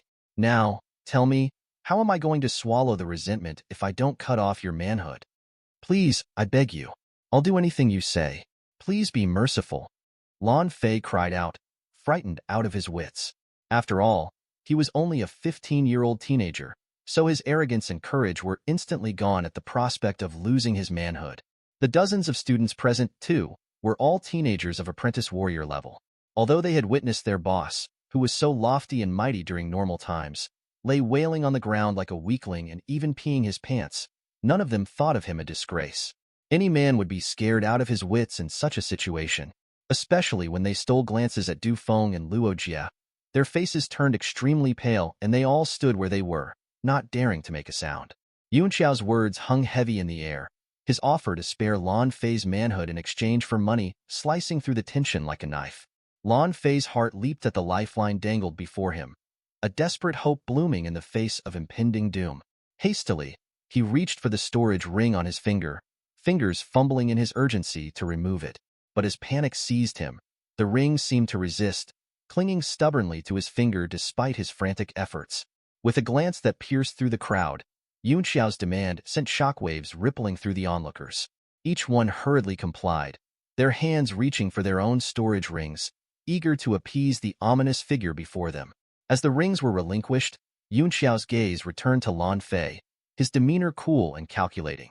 Trembling but emboldened by the prospect of escape, Lan Fei dared to voice his question, a glimmer of hope flickering in his eyes. Yet, before he could receive an answer, Yun Xiao's attention was drawn to a jade pendant hanging from Lan Fei's waist. His heart skipped a beat at the sight, and with a deft flick of his sword, the pendant was snatched from its resting place and into Yun Xiao's grasp. A flicker of surprise danced in Yun Xiao's eyes as he admired the intricate design of the pendant. Despite Lan Fei's protests, his grip on the precious heirloom tightened, a possessive gleam lighting up his gaze. Lan Fei's face paled at the sudden turn of events, his voice trembling with desperation as he pleaded for the return of the pendant. But Yun Xiao's cold glare bore into him, unwavering in its intensity. Panic surged through Lan Fei, his forehead slick with cold sweat as he implored Yun Xiao to understand the pendant's significance. It was not just a trinket. It was a cherished heirloom, a symbol of his family's legacy. To lose it would mean facing the wrath of his family, a fate too dire to contemplate. Yun Xiao's demeanor hardened as he raised his sword, his voice cutting through the tense atmosphere like a blade. The group of teenagers trembled in fear, their eyes darting anxiously between Yun Xiao and Lan Fei, awaiting his decision with bated breath. Lan Fei's expression darkened considerably, torn between his own desires and the well-being of those who had accompanied him. In his heart, the jade pendant held immeasurable value, a cherished heirloom passed down through generations. Yet, the weight of responsibility pressed heavily upon him as he considered the fate of the teenagers who looked to him for guidance. These youths were not just random acquaintances. They were the children of families intricately tied to the Lan family, some even direct descendants. To forsake them in favor of his own possessions would not only betray their trust, but also tarnish his reputation irreparably. The thought of condemning them to such a fate filled Lan Fei with a deep sense of shame and guilt. A momentary pause that seemed to stretch on infinitely until a voice broke through the silence. "Boss!" The cry rang out, breaking the stillness as one of the girls among them couldn't contain her urgency any longer. Lan Fei's expression tightened at the interruption, his features contorted with a mixture of anger and frustration. With a deep breath, Lan Fei finally spoke, his voice resonating with authority despite the turmoil raging within him. He declared his decision, prioritizing the lives of his companions over his own possessions. Though his words carried a veneer of resolve, the shame burning in his cheeks betrayed the true depth of his sacrifice. As Lan Fei attempted to maintain an air of nonchalance, his humiliation was laid bare for all to see. The wetness seeping into his pants and the purple flush staining his complexion exposed the extent of his embarrassment. Yun Xiao's eyes narrowed, a flicker of something dark flashing across his gaze as he observed Lan Fei's feeble attempt at bravado. Without warning, he swung his sword with deadly precision, the blade slicing through the air like a bolt of lightning aimed directly at Lan Fei's throat. Caught in the grip of paralyzing fear, Lan Fei found himself ensnared by an invisible force, his body frozen in place as the icy tendrils of Yun Xiao's murderous intent pierced through him. In a desperate bid for self-preservation, Lan Fei instinctively reached out, seizing the nearest girl and pulling her in front of him as a shield. The girl struggled against his grasp, her futile attempts to break free overshadowed by Lan Fei's superior strength. Helpless and terrified, she became an unwitting pawn in Lan Fei's desperate bid for survival. But just as the sword hovered perilously close to its target, Yun Xiao halted his advance with an abrupt movement. With a disarming smile, he revealed the jest behind his actions, his words dripping with sarcasm as he granted them reprieve. The relief that washed over Lan Fei was quickly eclipsed by a surge of anger and humiliation. His lackey's silent reproach pierced through him like daggers, their disapproving stares fueling the flames of his fury.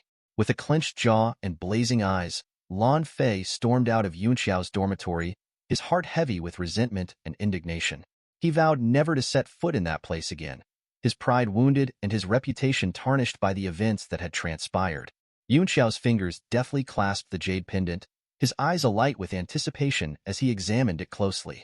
With a satisfied smile, he confirmed its authenticity, identifying it as the coveted five-colored divine air stone. Swiftly, he stowed away the precious pendant, his expression shifting into a sneer as he addressed the empty space above him. "It's about time for you to show yourself after looking for so long," he taunted, his voice laced with arrogance and triumph. The silence that followed was broken by a sudden disturbance from above as Jia Rong, cloaked in black attire, descended gracefully from the ceiling. As Jia Rong landed on the ground, his gaze locked onto Yun Xiao, a myriad of emotions swirling in his eyes. He regarded Yun Xiao with a mixture of disbelief and curiosity, his mind reeling from the events he had witnessed. Despite his initial intentions to confront Yun Xiao and extract the cure by force, Zhao Rong now hesitated. The display of power he had witnessed left him wary and uncertain of his ability to overpower Yun Xiao. Despite being a mid-tier warrior, he harbored doubts about his chances of subduing Yun Xiao, let alone capturing him alive. Yun Xiao's casual inquiry snapped Zhao Rong out of his reverie, prompting an automatic response as he relayed his findings. Maintaining a facade of composure, he explained the challenges he had faced in procuring the necessary ingredients, expressing regret at only being able to secure 6 sets due to the rarity of certain herbs. Yun Xiao accepted the report without hesitation, his tone dismissive as he instructed Zhao Rong to hand over the herbs. However, his attention quickly turned to the injured Han Bai and Chen Zhan, indicating that they should be healed first. Zhao Rong's initial compliance faltered at Yun Xiao's command, his expression darkening as he bristled at being ordered around. His frustration bubbled to the surface as he challenged Yun Xiao's authority, refusing to be treated as a subordinate. Unfazed by Zhao Rong's defiance, Yun Xiao met his glare with a cold stare, issuing a blunt ultimatum. Zhao Rong seethed with anger, his frustration palpable as he grappled with the indignity of being ordered around by someone he considered beneath him. Despite his prestigious status as a mid-tier warrior and esteemed alchemist, he found himself reluctantly complying with Yun Xiao's demands. The weight of his own vulnerability in the face of Yun Xiao's power left him feeling powerless and humiliated. With a resigned sigh, Zhao Rong begrudgingly bent over to inspect the injuries of Han Bai and Chen Zhan, his hands trembling with suppressed rage. Extracting 2 pale yellow pills from his ring, he administered them to the injured youths, his actions a begrudging acknowledgement of his debt to Yun Xiao. "It's done," he declared curtly, his voice tinged with resentment as he turned to face Yun Xiao. "Now, it's time for you to fulfill your end of the bargain. I've done everything you asked, and I won't be taking any more orders from you." Yun Xiao's response was a subtle blend of amusement and condescension, his words dripping with sarcasm as he taunted Zhao Rong.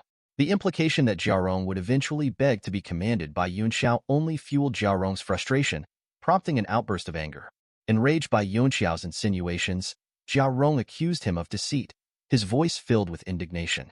However, Yun Xiao's dismissive retort only served to exacerbate Zhao Rong's fury, leaving him seething with resentment.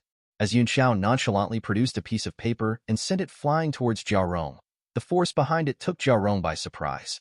Catching the paper with a mixture of apprehension and curiosity, Zhao Rong's expression darkened as he read its contents. Though uncertain of its accuracy, he could discern enough to realize that Yun Xiao had not deceived him. With a heavy heart and a begrudging acknowledgement of Yun Xiao's integrity, Zhao Rong conceded defeat. Despite his lingering resentment, he knew that he was indebted to Yun Xiao and that their agreement had been fulfilled.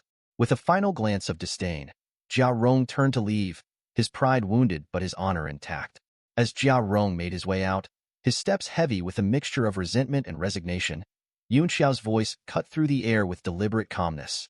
His words hung in the air, laden with an unsettling certainty that sent a shiver down Zhao Rong's spine.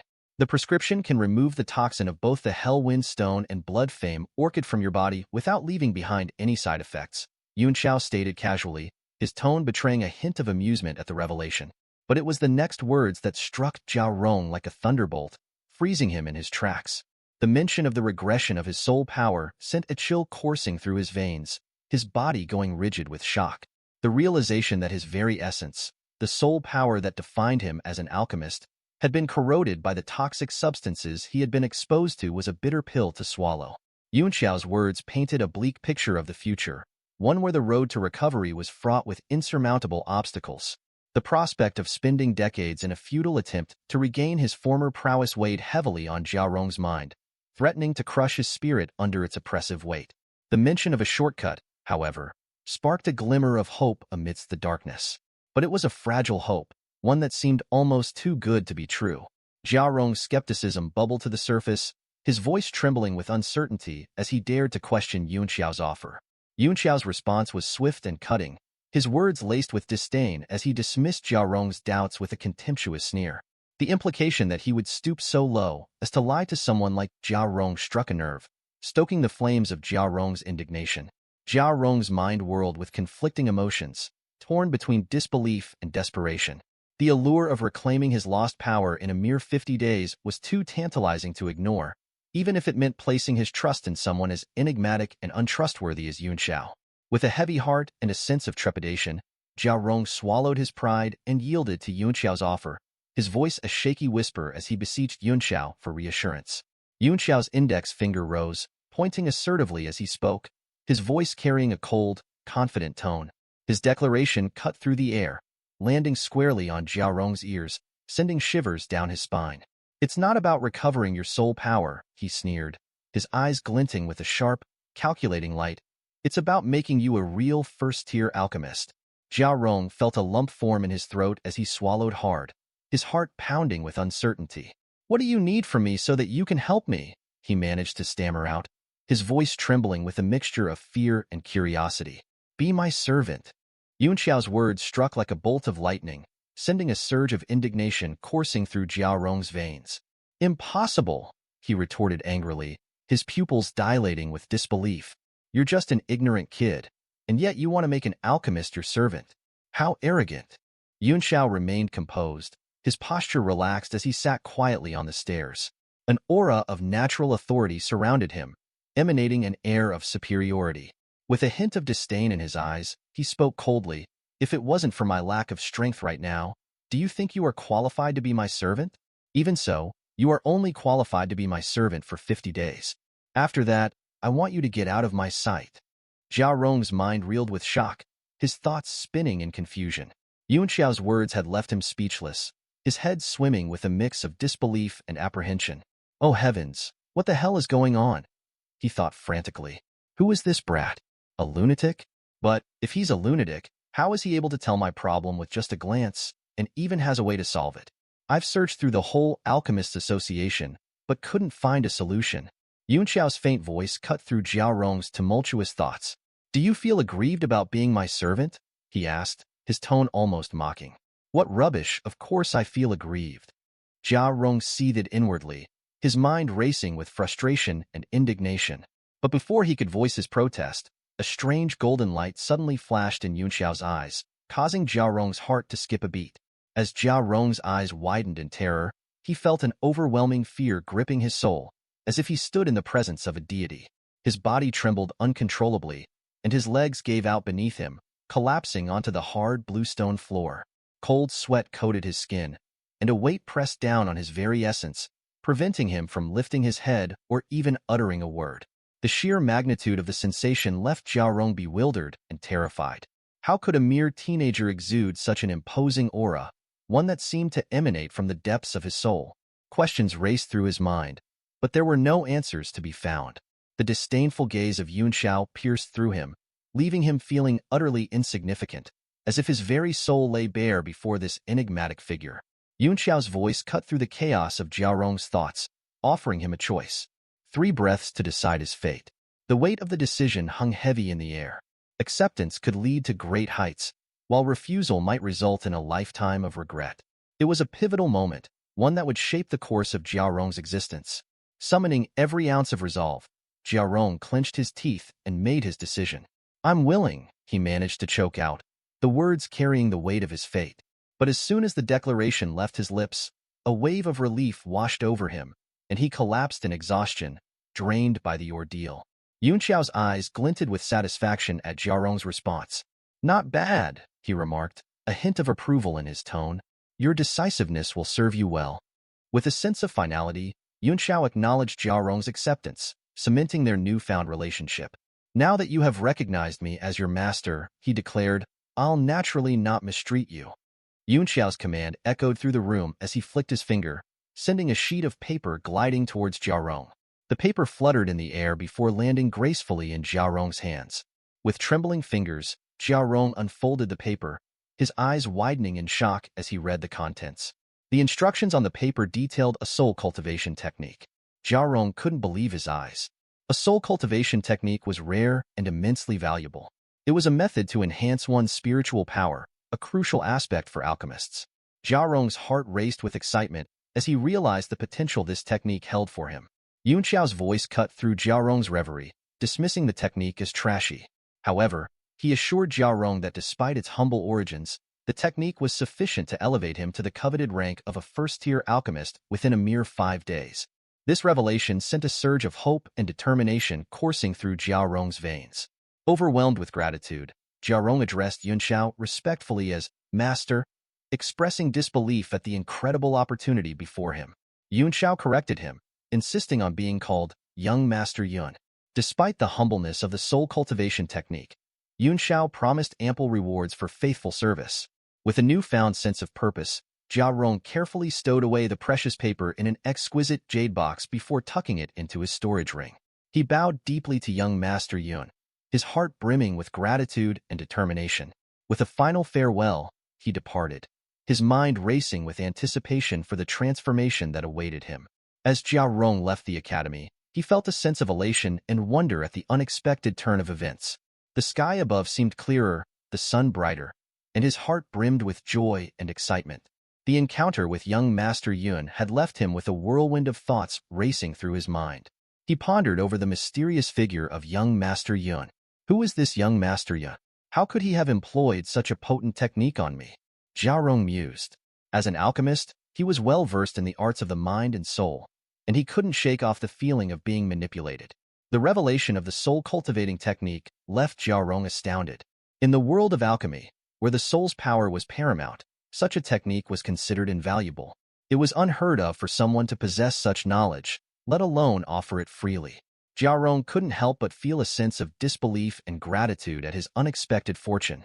With cautious steps, Jiao Rong made his way back to the alchemist's tower, all the while concealing the precious knowledge he had obtained.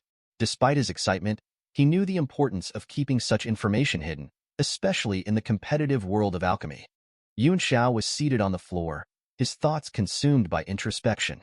He couldn't help but lament the weakening of his soul power after his rebirth. In his previous life, such a setback would have been inconceivable. However, in his current state, his soul power was not even comparable to that of a regular first-tier alchemist. Despite this, he managed to momentarily incapacitate Jiao Rong using a soul-confusing mystic art. With his legs crossed and his eyes partially shut, Yunxiao began to witness the emergence of a golden script in his mind. However, the script appeared as indecipherable characters resembling tadpoles, continuously flickering and disappearing before his eyes. Since his soul had awakened in this new body, Yunxiao was confident that he would eventually rise to become one of the most formidable individuals of his generation. Yet, his aspirations went beyond mere strength. He aimed to transcend the limits of his previous existence. His ultimate goal was to achieve a breakthrough into the legendary realm, a feat that seemed almost impossible. Yunxiao's newfound reliance was not solely on the memories of his past life or the tyrant body tempering technique. Instead, it stemmed from a soul cultivation technique he stumbled upon in the Tiandang Mountains shortly before his demise, the Great Expansion Divine Technique. This soul cultivation technique was entirely unfamiliar to him, its contents surpassing even his wildest imagination. Yunxiao firmly believed that the reason behind his soul's rebirth lay intertwined with this mysterious technique. In fact, the voice echoing in his mind as he recollected memories from his previous life seemed to be reciting the text of this divine technique. On the heavenly martial continent, cultivators were primarily categorized as either martial or alchemy cultivators. Martial cultivators predominantly focused on qi cultivation, while a minority delved into flesh cultivation, known as common warriors. On the other hand, alchemy cultivators prioritized the cultivation of the soul, earning them the title of alchemists. Each category corresponded to the spirit, energy, and soul aspects of human beings. Regardless of the path chosen, reaching the pinnacle in any one aspect could elevate an individual to become a formidable force capable of shaking the entire continent. As a martial cultivator who had already elevated his energy and soul to sovereign levels, Yunxiao was acutely aware of the importance of balance and synergy among the three aspects. The few conferred martial sovereigns who stood at the peak of power had mastered 2 out of the 3 aspects, granting them unparalleled strength compared to their counterparts. Yunxiao found himself trapped at the pinnacle of the 9 heavens realm before realizing that his physical strength had become a hindrance to further progress. This realization compelled him to seek out the tyrant body tempering technique. He understood that only when his body, qi, and soul simultaneously reached their peak could he advance towards the legendary 10 worlds realm. His mind raced with thoughts as he contemplated the newfound potential offered by the Great Expansion Divine Technique. With this technique, He believed he could elevate his soul power to the pinnacle of the sovereign realm. When combined with the tyrant's body tempering technique, he envisioned achieving an invincible state by merging all three aspects into one, thereby breaking through into the 10 worlds divine realm. A glint of determination shone in his eyes as he seemed to peer through the vast expanse of space towards an unseen horizon. Later, Yunxiao retrieved a jade he had taken from Lan Fei. He recognized its potential for enhancing his current body and clearing his meridians. He calculated that he could fashion at least 13 divine needles from the piece of 5-color divine air stone within the jade, a quantity sufficient for his needs. Settling down, he initiated the Great Expansion Divine Technique. Astonishingly, his damaged soul power began to regenerate at an alarming rate, swiftly reaching the pinnacle level of an apprentice alchemist. Although he acknowledged that his soul power still fell short of that of a first-tier alchemist, Yunxiao deemed it sufficient for crafting the divine needles and concocting the required potion. From the materials provided by Jiarong, Yunxiao retrieved an ingredient known as purple gold sand. He ground it into a fine powder and used it to inscribe a pentacle-shaped array on the ground. As he completed the array, a strange energy began to emanate from its patterns. Next, he placed the 5-color divine air stone on the ground and brandished the black sword with all his strength. With a resounding boom, the stone shattered into countless tiny fragments. A golden light flickered across his brow as an invisible stream of soul power enveloped the shattered pieces, lifting them above the array. As the tiny fragments of stone hovered above the array, they began to tremble gradually, their movements growing more rapid with each passing moment. Yunxiao carefully manipulated their rhythm using his soul power, guiding them to leap in a controlled manner. Additionally, he arranged over a dozen glass vessels of different sizes and shapes in a neat row on the ground. With a determined gleam in his eyes, Yunxiao swiftly retrieved various ingredients from his storage bag and placed them into the respective vessels. Soon, distinct reactions began to manifest within each container.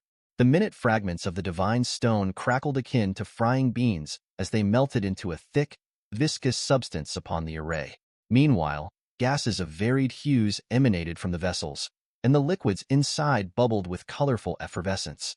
Yunxiao extended his soul power, overseeing the progression of each reaction with his divine sense. With a subtle gesture, 9 streams of liquid materialized precisely under his command. Condense, Yunxiao uttered softly as he gestured towards the empty space before him. Instantly, the extracted energy essence above the array condensed into 13 minuscule needles, each glimmering as they gently descended into his awaiting hand.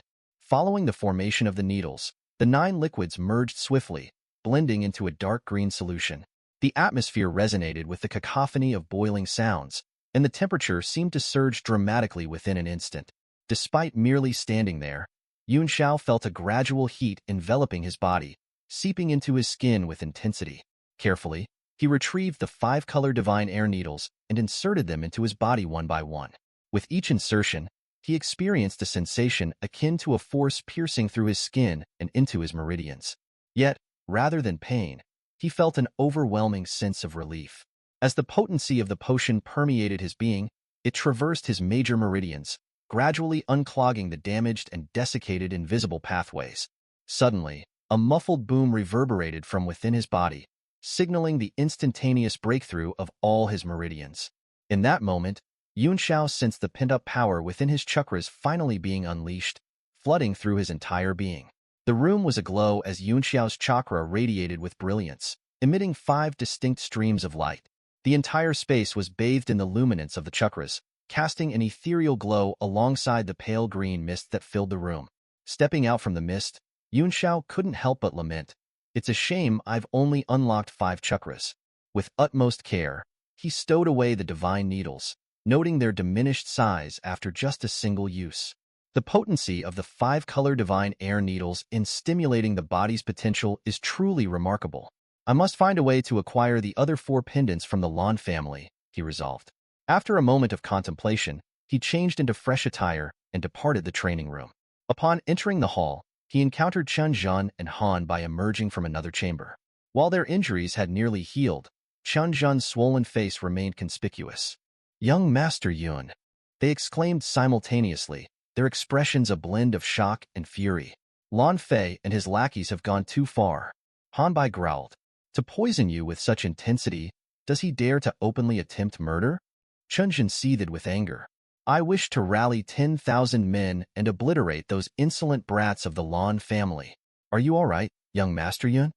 It was only then that Yun Xiao noticed his skin had taken on a pale green hue, a residual effect of the potion's potency still coursing through his veins. Offering a brief explanation, Yun Xiao watched as Qin Zhan and Han Bai stood frozen, dumbfounded by the revelation. Fatty Han exclaimed, Young Master Yun, you mean to say you've single-handedly confronted and even plundered them? Chunjin inquired incredulously, Young Master Yun, you mean you've cleared your meridians and unlocked 5 chakras? Their expressions mirrored astonishment as they exchanged bewildered glances. Suddenly, Chunjun burst into laughter. Haha, I knew it. How could the son of General Fai Long be anything less than extraordinary? Without uttering a word, you've surpassed us in strength. Excellent. Once the 3 of us graduate and assume our family titles, we shall mobilize a 1,000,000-strong force to annihilate the Lan family's impudent scoundrels. Han Bai's initial shock gradually subsided, replaced by a contemplative expression. It's certainly a momentous achievement that young Master Yun Xiao has unlocked his chakras. However, the trouble he faces has also escalated. Lan Fei and his cronies won't simply let this matter slide. I fear that young Master Yun is now in even greater peril. Chun Zhan, caught up in his heroic fantasies, dismissed the concern. They're nothing more than a group of troublemakers. Now that they're no match for young Master Yun, they won't dare to cause trouble again. Do you really think they'd be bold enough to stir up trouble within the academy? In the state of Tianshui, there were only 2 martial kings who had advanced to the 5 elements realm. One of them was Zhong Lishan, the dean of Jialan Academy, who boasted of being the strongest individual in the entire state. Jialan Academy, like every other institution, had its own set of regulations. Even the emperor would have to adhere to these rules during his visits. However, Han Bai interjected, shaking his head gravely. While Lan Fei may not pose a significant threat, have you forgotten about the individual ranked 3rd on the minor power chart? Chun Zhan's expression shifted abruptly, his visage turning grim. The minor power chart mentioned by Han Bai was an annual ranking list established by the Academy, reset through a yearly competition. Currently holding the 3rd position on this chart was none other than Lan Fei's half-brother and fellow direct descendant of the Lan family, Lan Xian. In his previous incarnation as Gu Feiyang, Yun Xiao wouldn't have given the minor power chart a second thought.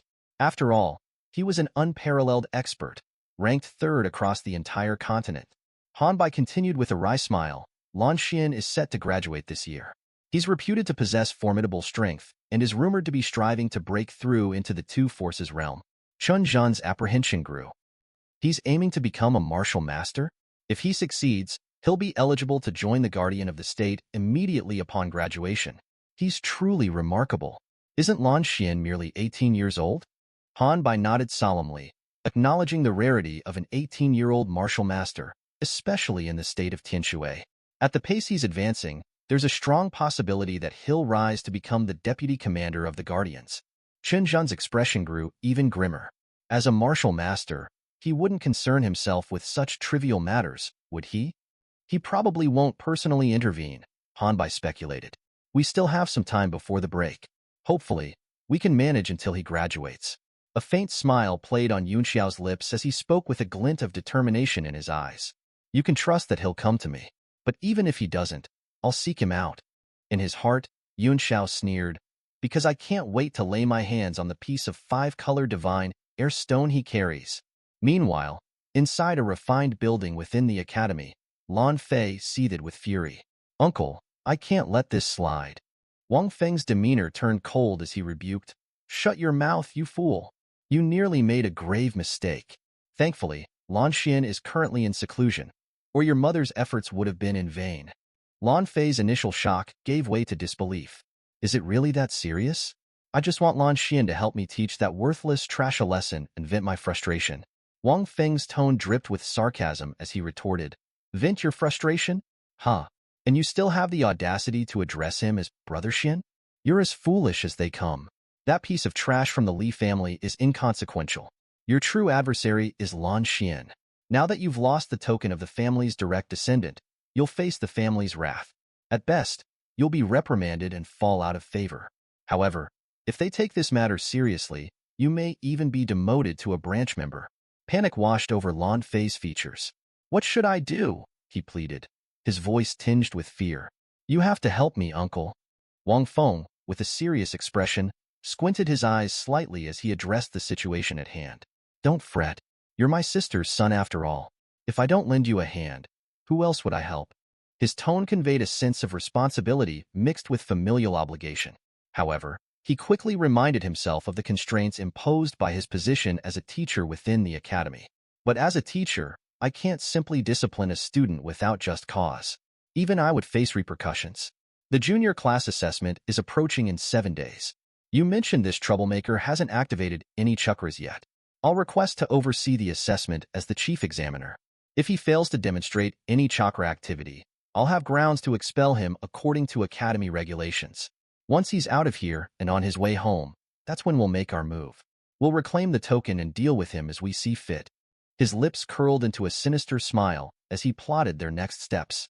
7 more days of waiting? Lan Fei sighed in frustration. Every time I recall the shame he caused me, I wish I could exact revenge on him immediately.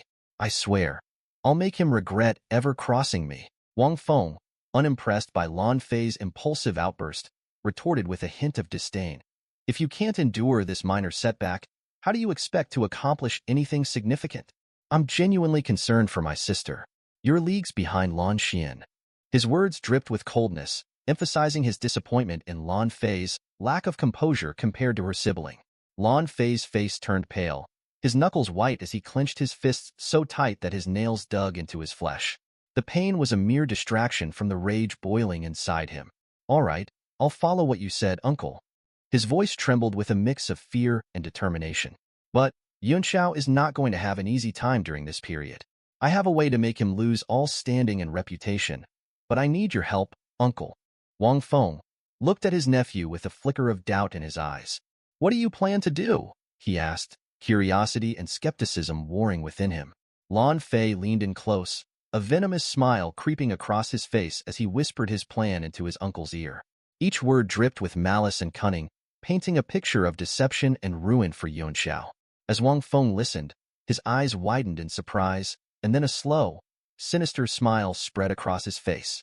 When Lan Fei finished, there was a brief silence before Wang Feng burst into laughter. Excellent. Go ahead and do it. If it works out, we won't have to wait for 7 days. You're indeed my sister's son. I've underestimated you earlier. The moon hung high in the sky, casting a pale glow over Yunxiao's dormitory.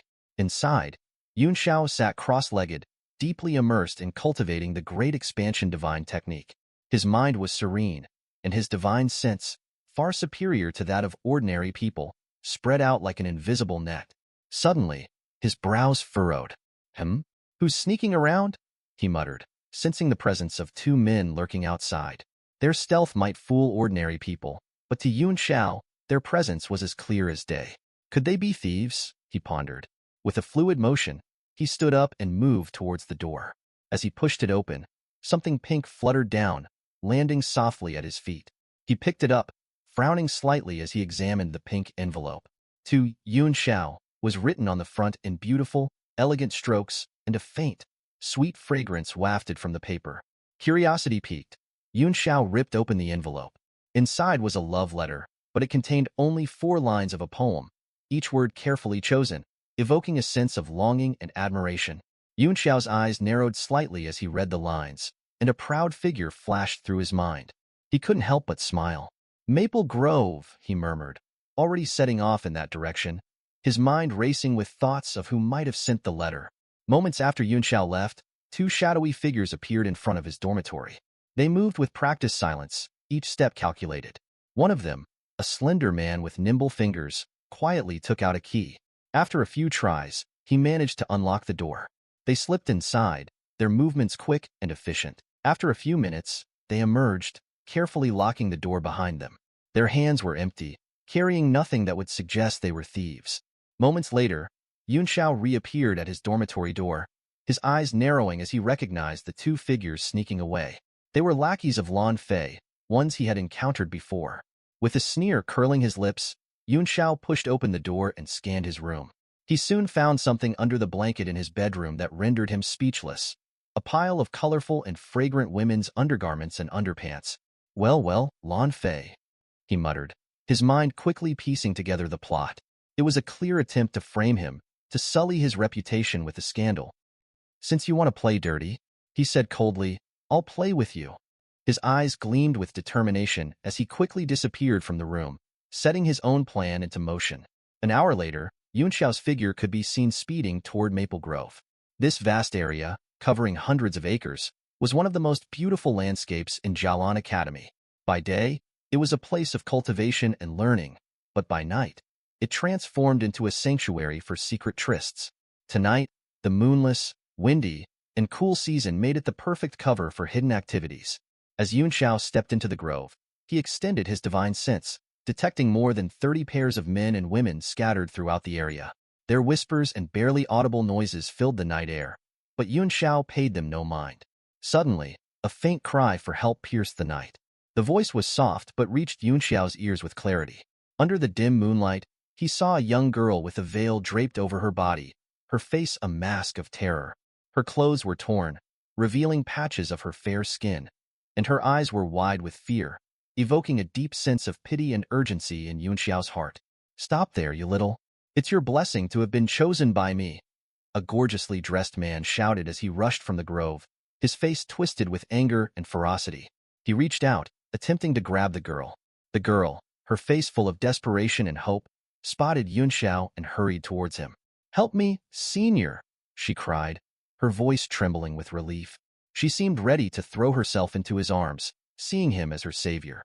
A sword flashed across the void and fell into Yunxiao's hand with a swift, fluid motion. Its tip pointed directly at the girl's throat. "Stop if you don't want to die." Yunxiao's cold voice sliced through the night air. The girl froze, her eyes widening in shock. The suddenness of his reaction left her momentarily speechless, but she quickly recovered, tears welling up in her eyes.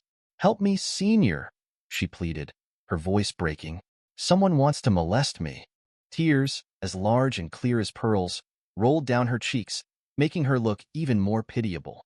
"Please, if you will just save me once, I will do whatever you want me to do." Any young man witnessing such a scene might have felt a surge of chivalrous duty. But Yunxiao's face remained impassive, emotionless under the moonlight. The man, his face contorted with rage and desire, caught up with the girl. He grabbed her by the shoulder and yanked her hard, causing a ripping noise as the veil covering her figure was torn apart.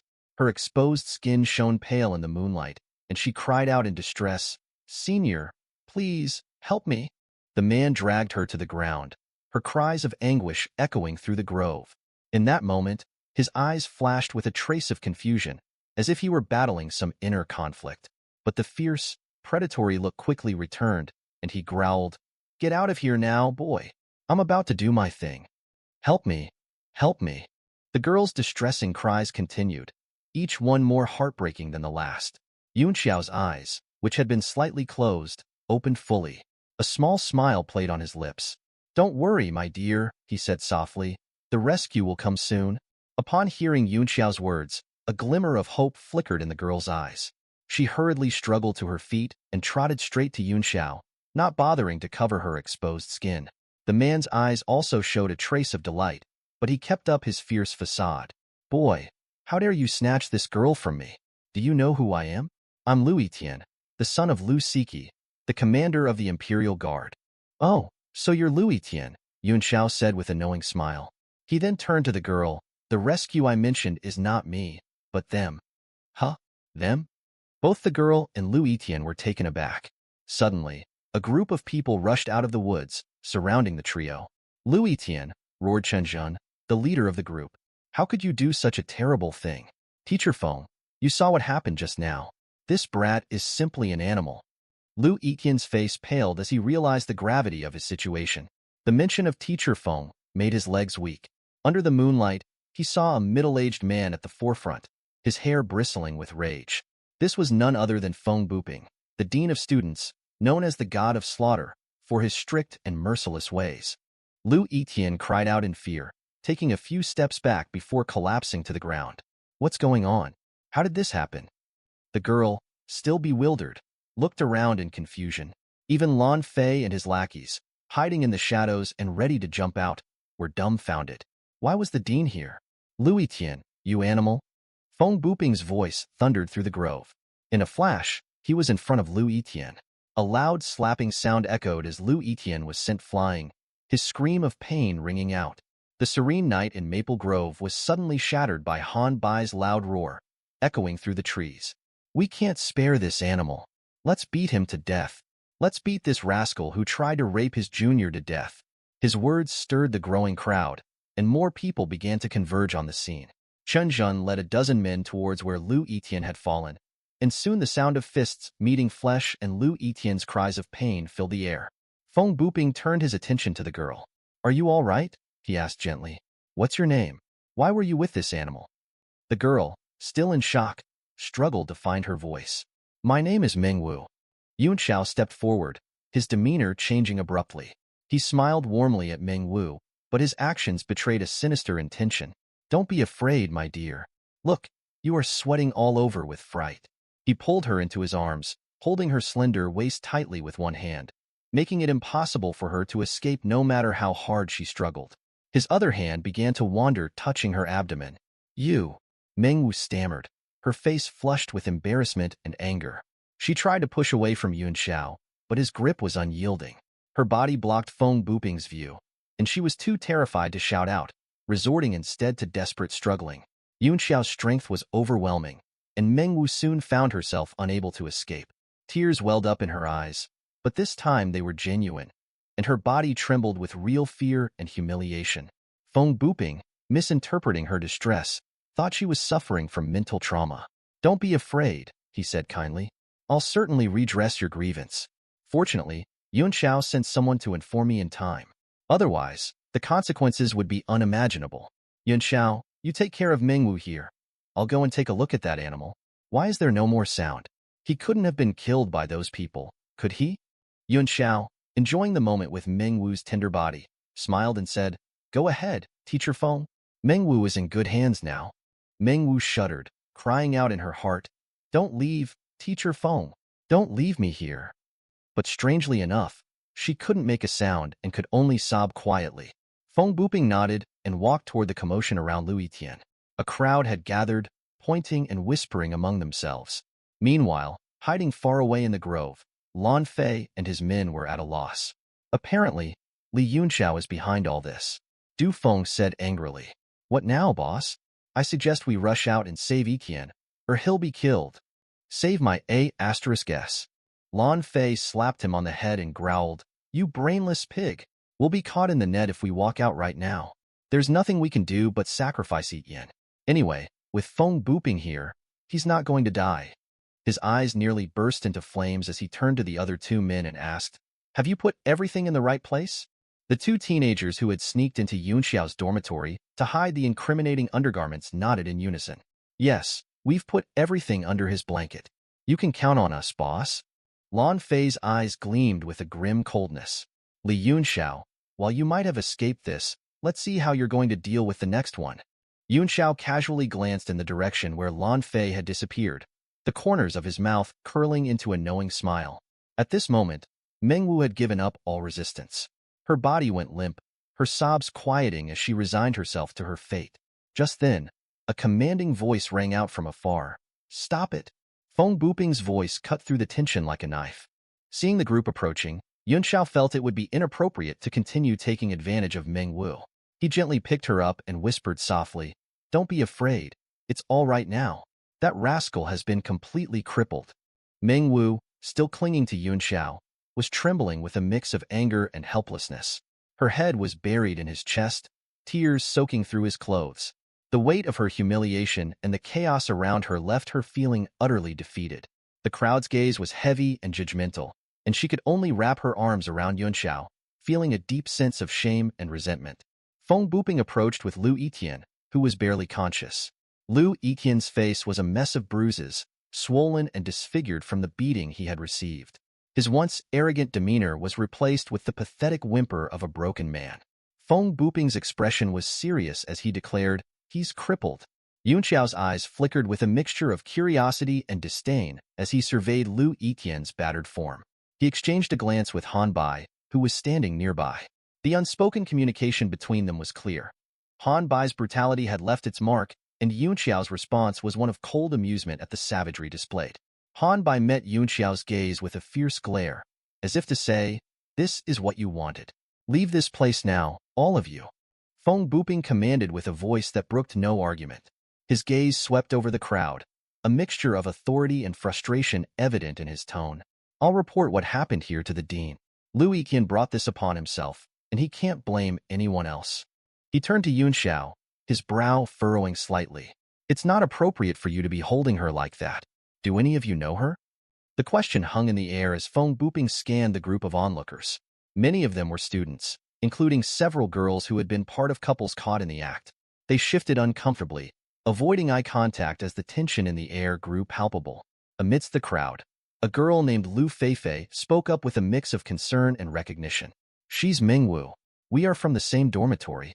Feng Buping gave a curt nod, his expression softening as he addressed Yunxiao. "Great, you'll bring her back. Report to me at any time if there's anything." With that, Yunxiao reluctantly handed Mingwu over to Lu Feifei. He placed a comforting hand on her shoulder, his voice gentle. "Don't be afraid, my dear. You're safe now?" Mingwu's eyes, red and swollen from crying, flickered with a mixture of relief and confusion. Yunxiao's hand brushed against her arm as he draped his robe over her shoulders. To those watching, it seemed like a gesture of kindness and concern. The crowd, having witnessed Liu Yiqian's brutal comeuppance, believed Mingwu's distress was solely due to the earlier incident. Lu Feifei wrapped an arm around Mingwu, guiding her away from Yunxiao with a comforting smile. "Thank you, Yunxiao. We'll make sure she's taken care of." Yunxiao returned her smile with an air of nonchalance. "You don't need to thank me. It's only right to uphold justice when a junior is in trouble. Should you need anything, feel free to come to me." As the crowd began to disperse, the tension in the air began to lift. The couples who had been disrupted earlier, now realizing their moment had been ruined, started to leave Maple Grove in groups, their enthusiasm for their previous activities all but gone. Just as the crowd seemed to be settling, the sudden, discordant sounds of drums and gongs shattered the relative calm. The loud beats reverberated through the night, drawing the attention of everyone in the vicinity. The rhythm was erratic, an urgent call to attention. From the direction of the noise, a large group of students emerged, their faces set in anger and concern. Among them, at the forefront, was Lan Fei, his expression a storm of rage and urgency. The group included several girls, their faces flushed with indignation. Feng Buping's brows furrowed in confusion as he caught sight of Lan Fei leading the charge. He turned to Han Bai and Yunxiao, his voice low but edged with authority. "What's going on here?" Lan Fei, seeing Feng Buping, seized the opportunity to further stoke the fires of outrage. His voice was filled with feigned outrage and righteous fury. "Oh, Teacher Feng, you're here too? This is perfect. We've got a serious issue at the academy, a thief, an extremely perverted one. The underwear of many female students has been stolen." The revelation hit the crowd like a thunderclap. Gasps and murmurs spread rapidly. "What? Someone's stealing girls' underwear? Who is this pervert?" A wave of outrage swept through the gathered crowd, the anger palpable among the female students. They began to clamor and scold loudly, their voices mingling into a chaotic din. Feng Buping's stern expression revealed his growing frustration. As he scanned the crowd, his gaze landed on an unexpected figure. "Princess? You're here too?" Qin Ruxue, the princess, stood at the edge of the commotion, her face flushed with a mixture of embarrassment and fury. Her normally composed demeanor was marred by the distress of the situation. "I've also lost something. Teacher Feng, you must catch that perverted thief for us." The princess's outburst only fueled the fire of anger among the crowd. Murmurs of agreement and renewed demands for action echoed around Maple Grove. Lan Fei seized the opportunity to add fuel to the fire. His eyes gleamed with malicious satisfaction as he announced, "Someone saw that thief running in the direction of Maple Grove." His gaze shifted to Yunxiao, a thin smile curling at the corners of his lips. The malice in his eyes was unmistakable. "Haha, Li Yunxiao, you piece of trash, you're going to be finished." Lan Fei's mood was one of twisted delight as he anticipated Yunxiao's downfall. Yunxiao, ever the enigmatic figure, raised an eyebrow in feigned curiosity. "Many female students have lost their underwear, but what does this have to do with you, Lan Fei?" The question hung in the air, and a ripple of confusion spread among the female students. Why was Lan Fei, who usually carried himself with an air of aloofness and disdain, now so involved and eager to help? The inconsistency sparked their curiosity. Lan Fei was momentarily caught off guard, his confident facade faltering. He stammered. Before he could falter further, one of Lan Fei's lackeys stepped forward, trying to salvage the situation. Boss can no longer stand idly by and watch, so he came forth and led everyone to catch the thief. The crowd's suspicion shifted, but Lan Fei quickly regained his composure. Yes, yes. I brought everyone here to catch the thief. Someone saw the thief running in the direction of Maple Grove. He puffed out his chest and spoke with an air of responsibility. As a student of the academy, it is my duty and obligation to assist. Yun Xiao, ever perceptive, put on a mask of realization. Oh, I see. Can you please tell us who saw the thief running this way? As the tension in Maple Grove reached a boiling point, the smart lad named Meng Kuan stepped forward, his demeanor haughty and self-assured. He had been one of the two men who had sneaked into Yun Xiao's room earlier, and now he boldly declared, "It was me." Why? His arrogance was evident, especially as he addressed the gathered crowd. Despite his knowledge of Yun Xiao's formidable presence, Meng Kuan felt emboldened by Feng Buping's authority and the sheer number of people surrounding them. Yun Xiao, with an air of nonchalance, responded with a faint smile. No, I don't have any problem. I'm just curious. The thief stole girls' underwear, but you, as a man, were the first to discover it. Why? And since you saw the thief, why are you not leading the effort to catch him? Why leave it to your boss? Meng Kuan's confident facade faltered. The questions were sharp and probing, putting him on the spot. He found himself at a loss for words as the crowd's curious eyes bore into him. Sweat began to bead on his forehead, and he struggled to formulate a response. Lan Fei, sensing an opportunity to shift the focus, bellowed, "What are you doing, Li Yun Xiao? Are you trying to divert everyone's attention? It looks to me like you might be guilty." His voice carried a venomous edge, designed to sow further discord. The crowd murmured in agreement, their suspicion now falling heavily on Yun Xiao. Meng Kuan, quick to seize the opportunity to deflect suspicion from himself, chimed in, "Right? Now that boss mentions it, the thief's figure was very much like this guy." Yun Xiao's internal amusement was barely contained. He had expected this maneuver from Lan Fei, and it was playing out just as he had anticipated. He chuckled to himself, the sound barely audible. "Young Master Fei, why are you slandering me?" he asked with a leisurely tone, his eyes twinkling with amusement. Lan Fei's smile turned colder. "To prove your innocence, you should let us search your dorm. If you refuse, you will be the prime suspect in everyone's eyes." Yun Xiao's reaction was immediate and dismissive. "Why should I do as you say? Who do you think you are?" Lan Fei's demand was audacious, but Yun Xiao refused to be intimidated. His disdain was palpable, and his stance was one of defiance. The tension in the air grew thick as the crowd awaited Yun Xiao's response. At that moment, Qin Ruxue, who had been watching the scene unfold with increasing concern, spoke up. Her face flickered with realization as she addressed Meng Kuan directly. "I believe Yun Xiao wouldn't do something like that. Meng Kuan, did you really see the thief clearly?" As Meng Kuan stood before the gathered crowd, his confidence began to waver under the intense scrutiny of Qin Rushue's piercing gaze. The princess's eyes, filled with both anger and authority, were enough to chill him to the bone. He knew that lying to someone of her stature could have dire consequences. His own life, as well as his family's, could be at risk. His heart pounded furiously in his chest, and beads of cold sweat formed on his forehead. He could scarcely believe he had found himself in such a precarious situation. Yet, as Meng Kuan glanced sideways, he saw Lan Fei's ominous glare. The intimidation in Lan Fei's eyes was equally terrifying, and Meng Kuan felt trapped between the two forces. He was acutely aware that crossing Lan Fei could be just as dangerous, especially considering the animosity between him and Yun Xiao. With a sudden, frantic resolve, Meng Kuan blurted out, "Yes, I saw the thief clearly. It's Li Yun Xiao. I have no doubt about it." Lan Fei's mood soared as he heard Meng Kuan's accusation. A triumphant grin spread across his face, his earlier frustrations momentarily forgotten. He raised his voice in victory. "Ha ha, Li Yun Xiao, do you have anything else to say?" The satisfaction in Lan Fei's tone was unmistakable, and he relished the moment of seeming triumph. The crowd's murmur grew louder, the suspicion now firmly fixed on Yun Xiao. Lan Fei's eyes danced with a mixture of malice and glee, fully enjoying the spectacle. Yun Xiao, however, remained unperturbed. He nodded slightly to Feng Buping, his expression calm and composed. "Teacher Feng, you can search my dorm, but if my innocence is proven, I expect an answer from Lan Fei. Feng Buping had been observing the situation quietly, his silence indicative of his contemplation. He had sensed that something was amiss and was waiting for the right moment to intervene. Now, he turned his gaze toward Lan Fei, clearly seeking his input on the matter. Lan Fei, eager to assert his dominance, responded decisively, "No problem. If you can prove your innocence, I'll give you an answer." The firmness in Lan Fei's voice showed he was confident of his position, but there was a trace of unease as well. The unfolding drama was proving more complex than he had anticipated. Yun Xiao's calm demeanor, coupled with his willingness to submit to a search, did much to defuse the immediate tension.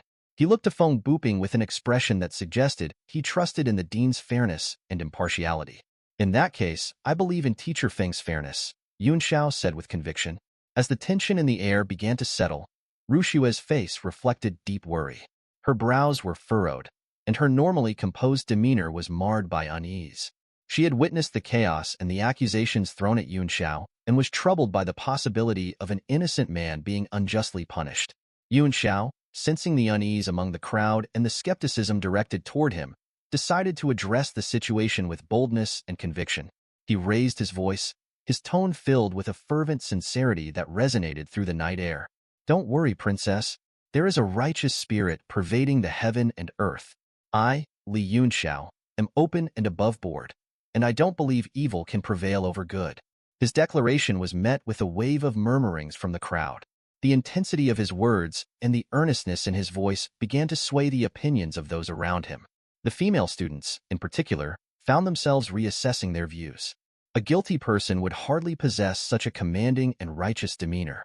Behind the crowd, Manhwa stood, her anger simmering just below the surface.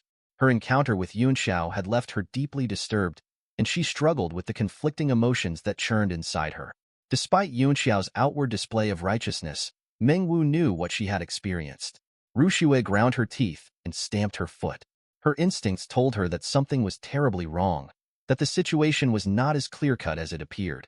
She was convinced that Yun Xiao's show of virtue was a smokescreen for more sinister motives. Her frustration grew as she felt powerless to act, caught in the web of intrigue that surrounded Yun Xiao. "You are a fool. There's something obviously odd about this, and I'm sure they're trying to frame you," she thought bitterly.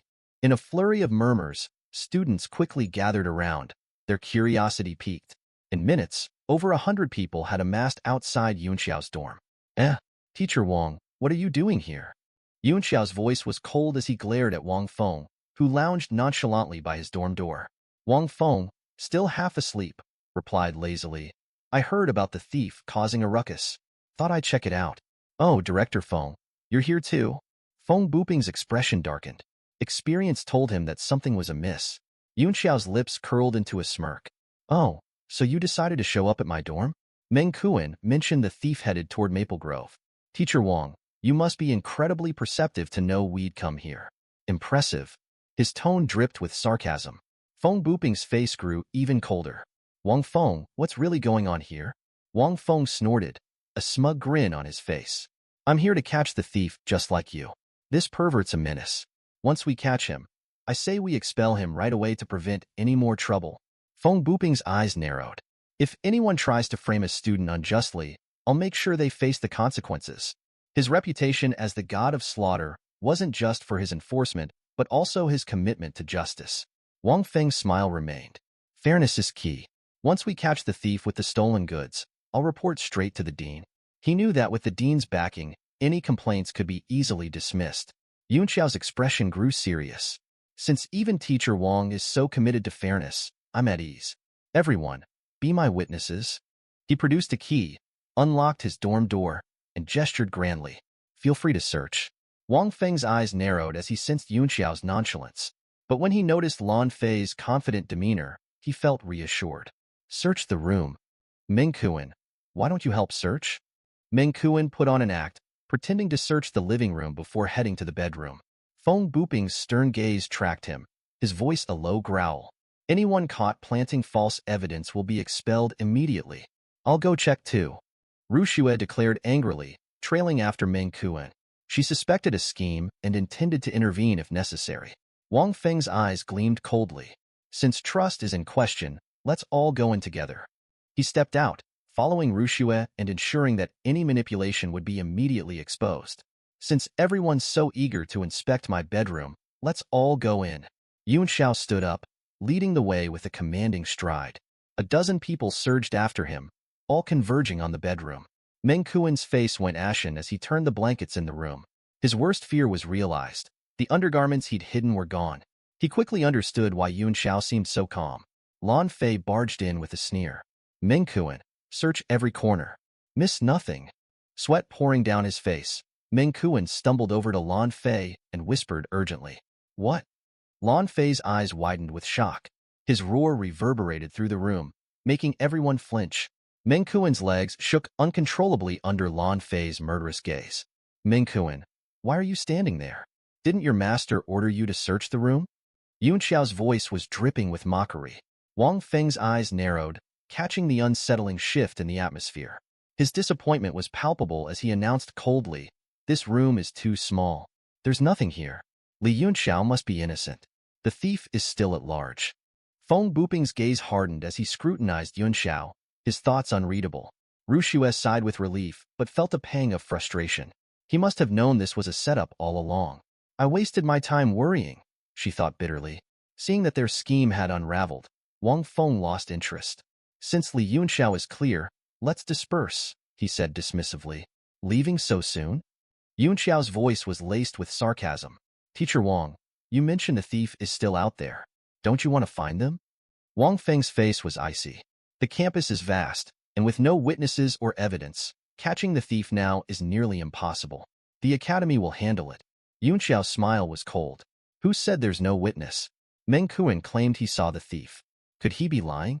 In that case, I have reason to suspect Lan Fei may be behind this. Lan Fei's anger flared. Li Yunxiao, stop throwing mud at me. Yunxiao's expression grew serious. The evidence clears me. Now it's your turn. I want to search your dorm. Lan Fei's face darkened, but he forced a sneer. Fine, search if you must. But remember, I'll deal with you later, Li Yunxiao. The crowd moved quickly to Lan Fei's dormitory, located nearby. Lan Fei flung open the door, his voice icy. Search all you want, but don't damage my possessions. I doubt you can afford them. Yunxiao's smile remained as he gestured. Qin Zhan and Han Bai rushed inside. Wang Feng's expression grew increasingly grim as he sensed something amiss. Moments later, Han Bai and Qin Zhan emerged, carrying a wooden chest. Young Master Yun, we can't open this chest. Lan Fei's frown deepened. That's my clothes chest. Only I have the key. He produced a golden key from his ring and unlocked the chest with a creak. The crowd gasped as the contents were revealed. Wang Feng's eyes widened in shock. This is a setup. He's finished. Lan Fei was stunned, his face pale. This can't be. I didn't do this. It's a frame-up, Li Yunxiao. You're framing me. Framing me? Yunxiao's smile was cool and measured. You just claimed this chest was yours and could only be opened with your key. Lan Fei's rage was palpable. His body shook with fury as he stammered, You. Rushue's face turned red with a mix of anger and embarrassment. Spotting her white underwear half exposed in the chest, she kicked Lan Fei. You sick freak. I'll have the dean expel you. Expel. Expel. The cries spread like wildfire among the girls, soon joined by the boys. The campus echoed with the chants of expel. As the crowd's anger reached a fever pitch, Chanjun, rummaging through the chest, suddenly exclaimed, Hey, why is there half a box of soap in here with the girls' underwear? Han Bai smirked. Haven't you heard the rumors? Lan Fei's a psycho who throws soap in the bathroom while boys are showering, making his lackeys pick them up. Ugh, that's disgusting. Many boys turned pale and started to vomit. The space around Lan Fei cleared as students hurried away in revulsion. Lan Fei was trembling, his rage turning into a stupor. He pointed a shaking finger at Yunxiao, but could not articulate his fury. Yunxiao's voice rang out, clear and authoritative. The truth is now evident. Lan Fei didn't just steal girls' undergarments. He also made male students pick up soap. He deserves severe punishment. But we must follow the academy's rules. Let Teacher Feng and Teacher Wang handle this properly. We want justice. Chun Jun's shout was taken up by the crowd, their voices rising in a unified demand for fairness. Feng Buping looked at Yunxiao with surprise. He hadn't anticipated this clever maneuver from someone he thought ineffectual. Rest assured, everyone, he declared, his tone firm. I will report this to the dean immediately. We will handle it with the seriousness it deserves. Rushua, seething with anger, added, if the academy doesn't expel him, we'll take this to the dean ourselves. If that fails, I'll involve my father. I won't let this perverted freak get away. Yes, irreconcilable, echoed the girls, their voices full of fury and resolve. Lan Fei, now frantic, grabbed Wang Feng's arm. Help me, uncle. Save me. Wang Feng shook off Lan Fei's grasp, his expression cold. A pig is still a pig, no matter how you clean it. I'm not getting involved. He turned his back on Lan Fei and left, not wanting to be dragged into the mess. Lan Fei collapsed on the ground, his face a mask of despair as he was bombarded with accusing stares. Shortly after, the academy's decision was announced. The evidence was irrefutable, and Lan Fei was expelled, with no chance of readmission. The next morning, Han Bai burst into Yun Xiao's dorm, his face a mix of excitement and apprehension. Young Master Yun, I've got 2 pieces of news, one good, one bad. Which do you want first? Yun Xiao was relaxed, leaning back comfortably. Let's hear the good news first. Han Bai grinned. You were right. Lan Fei's been expelled. Yun Xiao's smile widened. And the bad news? Han Bai's face fell. The chief examiner for this year's annual assessment is Lan Fei's uncle, Wang Feng. We're finished. None of us will pass. Yun Xiao's eyes narrowed with determination. Finished? If Wang Feng dares to be ignorant, I'll make sure he's out along with Lan Fei. Han Bai was taken aback. You're truly ruthless, young Master Yun. But be cautious. Wang Feng's a teacher, not just some student like Lan Fei. Yun Xiao's expression hardened.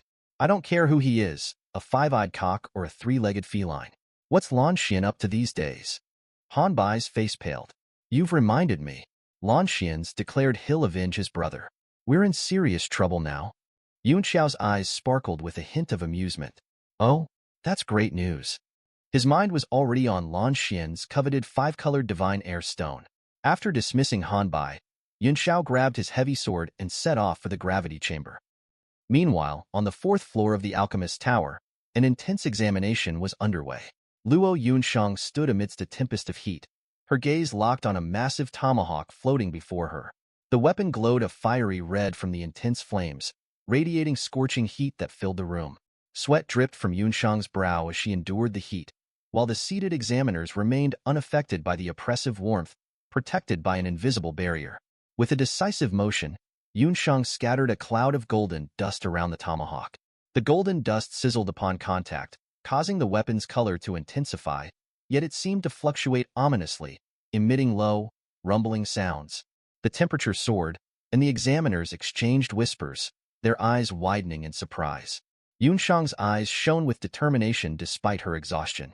She formed intricate seals with her fingers, summoning streams of true flame that surged into the tomahawk.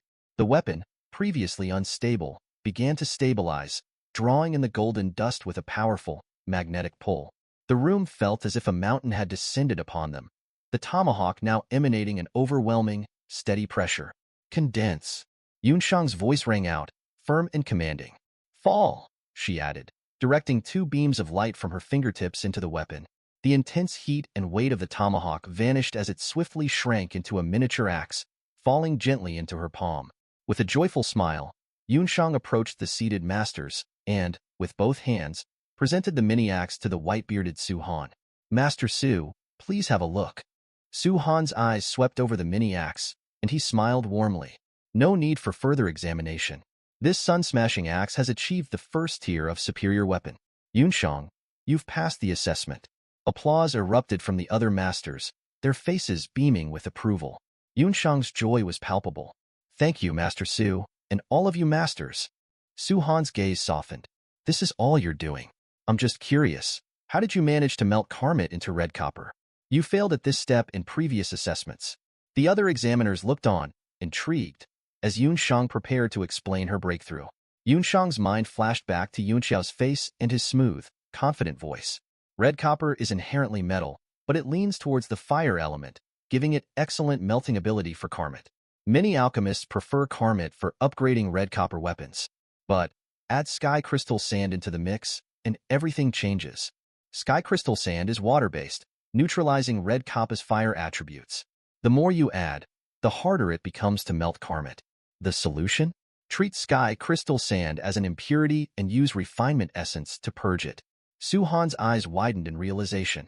Such a simple solution. Your discovery showcases your extraordinary intelligence. The state of Tianshui gains a true alchemist today. I'll inform His Majesty at once. Expect another grand feast in your honor. Yunshang's cheeks flushed, accentuated by her sweat-soaked face from the intense effort.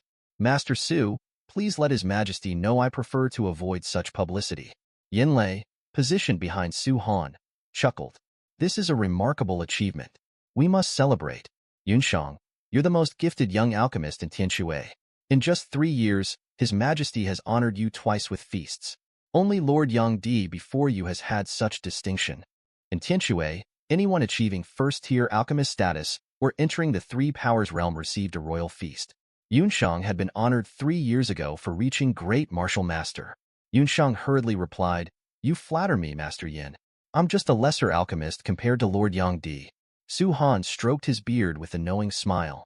Modesty becomes you, but Lord Yangdi's success was partly due to his mentor, Lord Gu Feiyang, a 9th-tier alchemist. With a bit of luck and a great teacher, your future achievements might rival his. Yunshang was about to respond when Su Han raised a hand. Today, the Alchemist Association also has reason to celebrate. We've added 2 more first-tier alchemists. Both you and Jiarong are Tianshui's rising stars. Su Yuanxiao, another alchemist, suddenly interjected with a sneer, President Su, while Yunshang's achievement is commendable, Jiarong, if I'm not mistaken, he's deeply poisoned. A stunned silence fell over the room. Su Han's expression shifted to one of concern. What do you mean, Yuanxiao? Yunshang's eyes narrowed. Sensing the conversation was turning towards sensitive information, she decided to make a strategic exit. Master Su, I'll take my leave now. Su Han looked at her, puzzled. You're now a core member of the association. You have the right to know everything. Su Yuanxiao's eyes glinted coldly as he continued.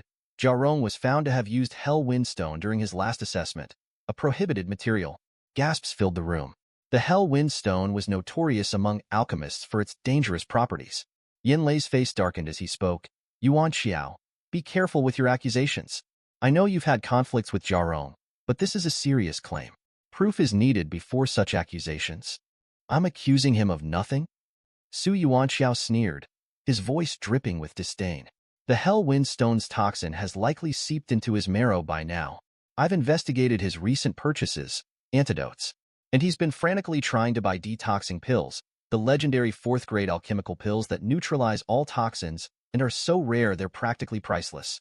5 days ago, he was hoarding poisonous materials and hiding away. He's been trying to counteract the poison with poison, but the Hell Windstone's toxicity isn't so easily cured. Jiarong must be in a pitiful state by now. Su Han's expression darkened as he listened. Su Yuanxiao produced a sheet of paper and handed it to the group. Here's a detailed list of Jiarong's activities since his promotion. Take a look. The room buzzed with worry as everyone reviewed the list. It included even the specifics of Jiarong's meals. Su Han's voice cut through the tension. Zhang Cheng, bring Jiarong here immediately. Regardless of what he's doing, he must come at once. Su Han, as president of the Tianshui Alchemist Association and one of the 2 third-tier Grandmaster alchemists in Tianshui, commanded immense respect. His authority rivaled even the emperor's, alongside Zhang Qingfan, the chief alchemist of the imperial palace. Su Han's position was one of both power and honor, and he would not tolerate deception. A palpable tension hung in the air as everyone sensed the impending storm. Moments later, Jiarong entered the 4th floor of the Alchemist Tower, flanked by Jiang Cheng. He greeted Su Han with a nod and acknowledged the others. A subtle, almost imperceptible smile played at his lips as he looked at Su Yuanxiao. His gaze softened when he turned to Yunshang. Lord Yunshang, I've heard the news of your promotion to a first-tier alchemist. Truly impressive. Among the 5 commanders of the State Guardians, your strength is outstanding. Yunshang responded with a modest smile. You flatter me, Lord Jia. The other commanders' strengths surpass mine. I've merely been fortunate. Jiarong's lips curled into a confident smile. President Su, I was engrossed in my seclusion. What's the reason for this urgent summons? Are we celebrating Lord Yunshang's promotion? A flicker of doubt crossed Su Yuanxiao's eyes. He had expected Jiarong to look unwell, but his demeanor was surprisingly composed. Su Yuanxiao's face twisted into a sneer. You're quite the actor, Jiarong. Even now, you managed to put on a brave face. Su Han's expression hardened. He tossed the list onto the table with a flick of his wrist. Yuan Xiao alleges that you used the Hell Wind Stone during your last assessment. This list details his investigation. I need a clear explanation now. Jia Rong's eyes flared with anger as he read the list. This old fool actually sent someone to track my every move. His heart raced with a pang of fear. Thank the heavens young Master Yun cured me of the toxin and taught me a soul cultivation technique. Otherwise, I'd be ruined today. Gratitude towards Yun Xiao surged within him like a torrent. Su Yuan Xiao, you're the one who owes me an explanation. Jia Rong threw the list to the floor, his voice seething with fury. If I had used the Hell Wind Stone, it would be detectable. But if I didn't, I demand an explanation from this old codger. Su Han's gaze was resolute. We will get to the bottom of this. Now, Jia Rong, put out your hands and completely suppress your divine sense. We'll conduct a thorough examination of your physical condition. Su Yuanxiao's grin widened, revealing a sinister edge. You want answers from me? Let's see how you'll handle the truth when we uncover your deceit. Jia Rong's expression suddenly shifted to one of icy pride. I, Jia Rong, have nothing to hide. Examine me all you want. I'm ready. He rolled up his sleeves, revealing hands as fair and smooth as jade. A murmur of doubt rippled through the crowd. Jia Rong's hands, pristine and unblemished, belied Su Yuanxiao's accusations. Could it be that Su Yuanxiao had been mistaken? Su Yuanxiao's heart raced as he stared at Jia Rong's hands. How is this possible? How could he have neutralized the Hell Wind Stone's toxin? His eyes narrowed as he focused his divine sense, probing Jia Rong's body.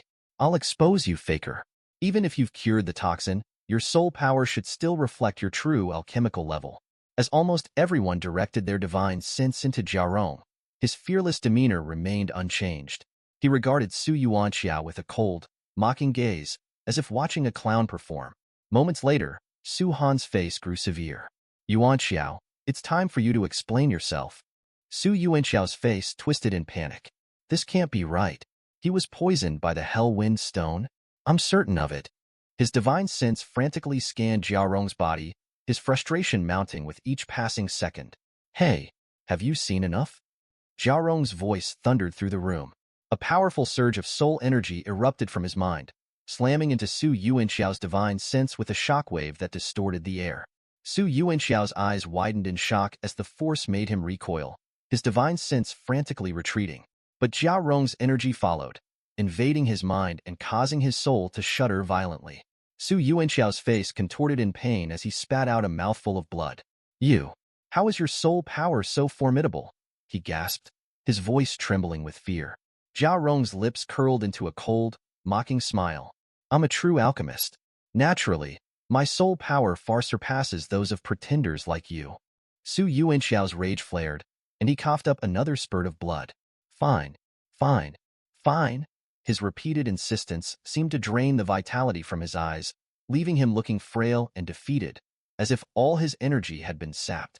Su Han stared in stunned silence before letting out a heavy sigh. Yuanxiao, why put yourself through this torment? Su Yuanxiao's gaze became distant as he spoke in a quavering voice. President, I'm old and worn out. I request permission to retire and return to my hometown. I wish to spend my remaining days in peace. Please, grant me this request. Shock rippled through the room as Su Yuanxiao's divine sense shattered under the strain, causing his soul power to plummet to that of an apprentice alchemist. Even Jia Rong was momentarily taken aback, though his heart swelled with exhilaration and triumph. In just 5 days, Jia Rong's soul power had grown strong enough to inflict serious damage on Su Yuanxiao. Though Su Yuanxiao was a first-tier alchemist, his reputation had long been established, and his soul power had been stable within that tier. Jia Rong marveled at Yuanxiao's skill. Young Master Yun, who exactly are you? With such a profound technique, I'd gladly serve you for 50 years, or even 50 days. Su Han's expression softened with sympathy. With Su Yuanxiao's strength irrevocably diminished, and his advanced age making recovery unlikely, Su Han knew he could no longer serve in the Alchemists Association. Moreover, Su Yuanxiao's past actions had made him many enemies. Go home and recover, Su Han said gently. I'll inform His Majesty of the situation. Su Yuanxiao nodded, his voice barely a whisper. Thank you, President. Avoiding everyone's gaze, he shuffled away, his posture resigned and defeated. Su Han cleared his throat and addressed the assembly. Due to health reasons, Master Su has decided to retire and return to his birthplace. All grievances against him are hereby forgiven. No one is to disturb him. Jiarong, your advancement is truly impressive, Suhan remarked. I didn't expect your soul power to be so stable so soon after your promotion. Please assist me in presenting Yunshang with her alchemist badge. Jiarong accepted the task with a warm smile and led Yunshang through the necessary formalities. Master Jia, I have a bold request, Yunshang said, a sudden thought striking her. Jiarong's interest piqued, and he smiled politely. Oh, please, go ahead, Lord Yunshang. Yunshang took a deep breath. I have a student who, due to his unique physique, cannot practice martial arts. However, he has a strong passion for alchemy and has learned much on his own. I'm seeking a good teacher for him. I wonder if Master Jia would consider taking him on as a disciple. Jiarong's expression shifted to one of concern. A disciple? Lord Yunshang, you are already an accomplished alchemist with strength comparable to mine. Why not teach him yourself? Yunshang shook her head. His identity is quite special. As the commander of the state guardians, it would be inappropriate for me to become his teacher. To be honest, he is the eldest grandson of Duke Jinghua, the natural son of General Filong. Understanding dawned on Jiarong. I've heard of Duke Jinghua's grandson, a martial arts idiot, as the gossip goes. His reputation as a failure in the capital is well known. But considering his weak physical condition, excelling in alchemy might be challenging. Yunshang nodded. Yes, I'm aware. Yet, there is something unique about him. Even if he cannot become your personal disciple, I hope you could at least guide him to the point where he can become an apprentice alchemist. It's crucial for us to honor our commitment to Duke Jinghua. Jiarong's demeanor grew stern. Very well, I'll meet this student. He must undergo a soul power test. If he meets the standard for an apprentice alchemist, I'll consider taking him as my personal disciple. This concession is for your sake, Lord Yunshang. Relief and gratitude washed over Yunshang. Thank you, Master Jia. Your kindness is deeply appreciated. Jiarong nodded curtly. Arrange for the soul power test at your convenience. If he qualifies, he may become my disciple. If not, he will not have the chance to meet me. As Jiarong departed, Yunshang's mind raced. Master Jia is one of the youngest and most promising alchemists. Having him guide my student would not only repay a favor, but also reassure Duke Jinghua. I hope the boy's soul power is up to par. That's all I can do. 3 days later, the Academy's annual assessment was underway. The assessment marked the end of a grueling year and ushered in a 2-month holiday. Students who passed would advance to the intermediate class, while those who failed faced expulsion from the campus. Each year, many students from influential families were eliminated, while the less privileged students, driven by desperation, often succeeded. The assessment took place in the Academy's grandest structure, the martial arts arena. This iconic building, constructed under the aegis of former President Yang Di, was an architectural marvel. Spanning over 1,000 square meters, the arena was built from rare and precious ores, exuding an aura of grandeur and strength. Nearby stood the most striking monument on campus, the colossal statue of Gu Feiyang. The statue, with one hand resting on the hilt of his sword and a knowing smile on his lips, gazed out into the distance. It was sculpted by Yang Di 15 years ago, in honor of his revered teacher. Yunshao stood in a corner of the bustling arena, his gaze fixed on the imposing statue of Gu Feiyang. The weight of his past life seemed to press upon him, melding with his present self. A wry smile tugged at his lips as he muttered, "Well, Yang Di was quite the visionary." His expression, however, betrayed a flicker of disheartenment. 2 students ambled past him, casting sidelong glances before diving into conversation. "I can't believe you've condensed primordial chi and become a warrior in just a few months," one student said, his voice brimming with admiration. "Of course. It's all for the assessment. Warriors get to leap straight to the elite class in the intermediate grade," the other replied, clearly pleased with his progress. "Yeah, but I'm in trouble. I've only opened 2 chakras. Do you think I'll be kicked out? Don't sweat it.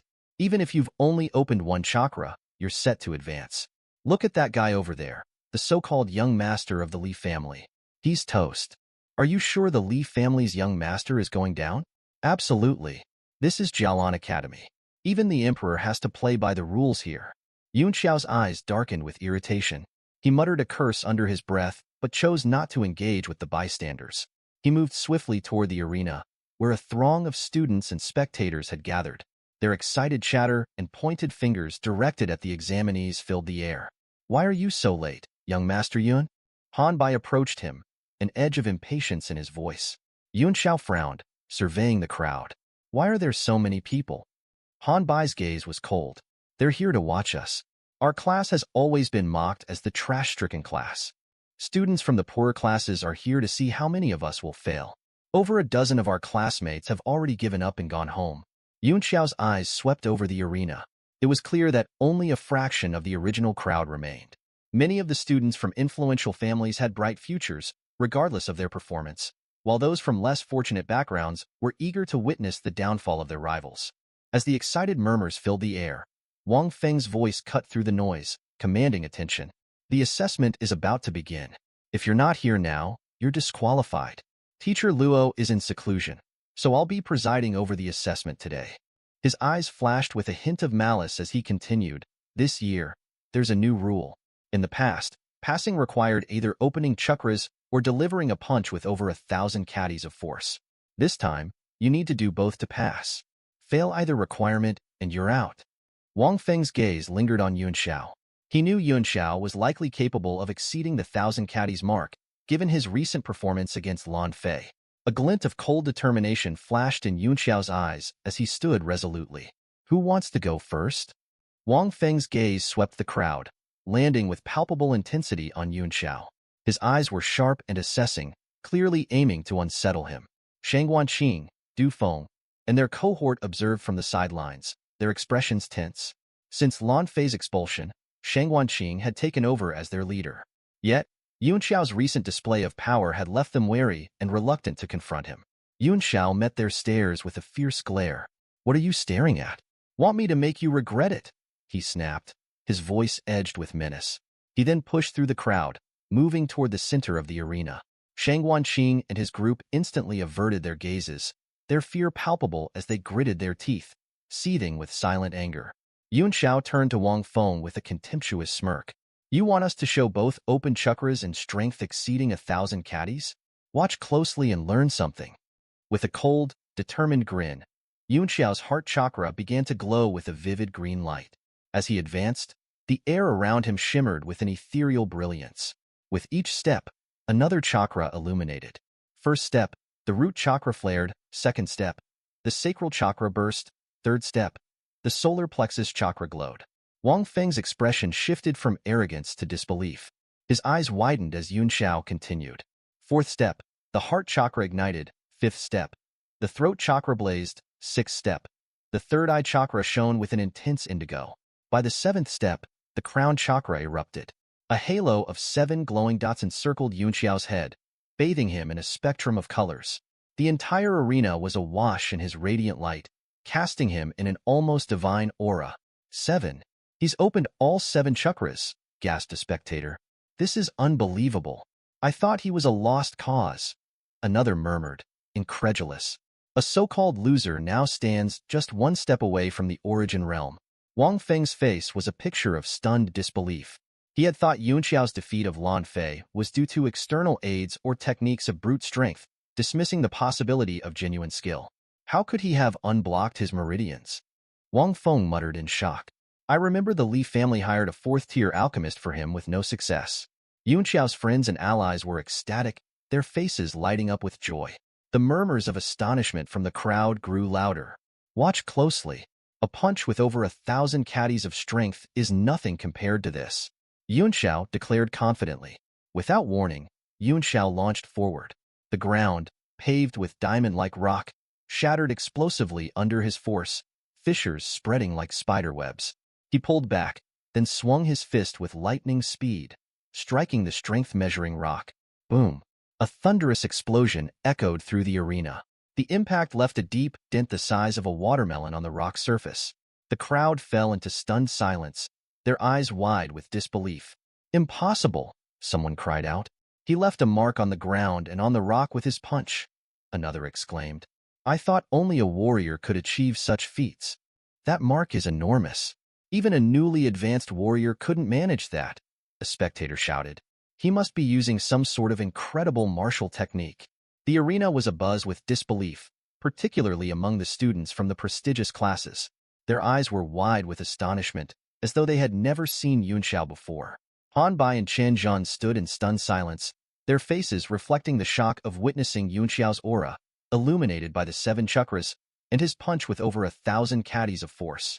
Rushua's eyes sparkled with excitement as she shouted, "I can't believe you hid your strength so well, Li Yunxiao." The most perturbed figure in the arena, however, was Wang Feng. His face was a storm of fury as he silently cursed Lan Fei for failing to reveal Yunxiao's true capabilities. His pride was bruised, and his temper was fraying. Is everyone satisfied now? Yunxiao's voice was cold and commanding as he surveyed the crowd. Heads bowed under his piercing gaze. His eyes eventually locked onto Wang Feng's, a mocking smile playing on his lips. "Teacher Wang, I have pressing matters to attend to. I'll be leaving now." The words were a direct slap to Wang Feng's face, and the humiliation burned in his chest. Seething with anger, Wang Feng snapped, "Don't think this makes you special. This is merely the basics of martial arts." Yunxiao's contempt was palpable. He chuckled, turning on his heel and striding away with an air of superiority. Wang Feng's frustration boiled over. He channeled his primordial qi into his feet, causing the ground to shatter beneath him in a violent explosion of rocks and dust.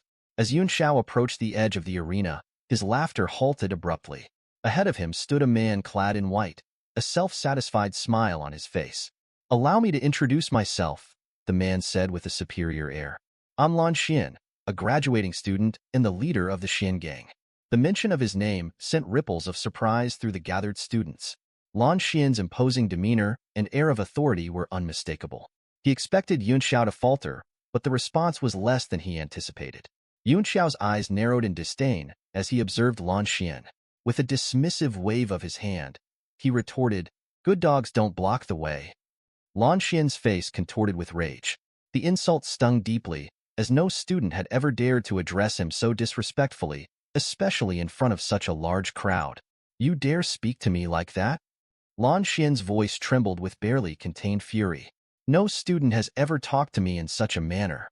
Despite his boiling rage, Lan Xian struggled to regain his composure. His movements became stiffer, his expression more rigid. "I'm not here to bicker. I've come to address my useless brother." "Oh?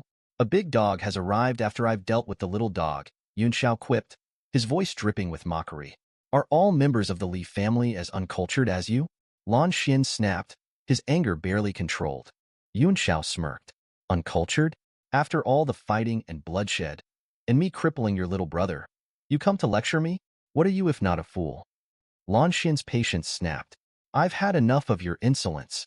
I'll make you regret ever stepping foot here." "Now you're talking," Yunxiao said, his grin widening. "A ruffian will always be a ruffian. Why bother with pretense?" Lan Xian's face reddened with fury. "I'm not here to argue. I've come to deliver a challenge." With a dramatic flourish, Lan Xian produced a letter marked with a golden character 4, challenge. He threw it at Yunxiao with a flick of his wrist. Lan Xian raised his chin with a sneer. "It wasn't a big deal when my brother and you fought. It was just child's play. But my good-for-nothing brother caused an uproar and deserved to be expelled. As his elder brother, I can't ignore this. I'm here to teach you a lesson." Wang Feng's face turned a deep shade of red, his eyes blazing with fury. The news of Lan Fei's misdeeds had ruined Wang Feng's attempts to spin the story in his favor. He had tried to convince everyone that Yunxiao was the villain, but Lan Xian's admission made all those efforts futile. Lan Fei's chances of redemption were shattered, and Wang Feng's own reputation was in tatters. Lan Xian, meanwhile, was basking in the glory of his new standing.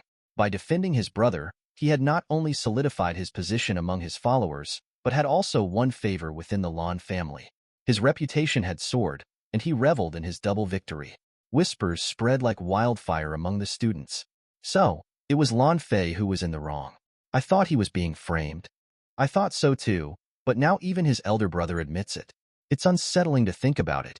Lan Xian's grin widened.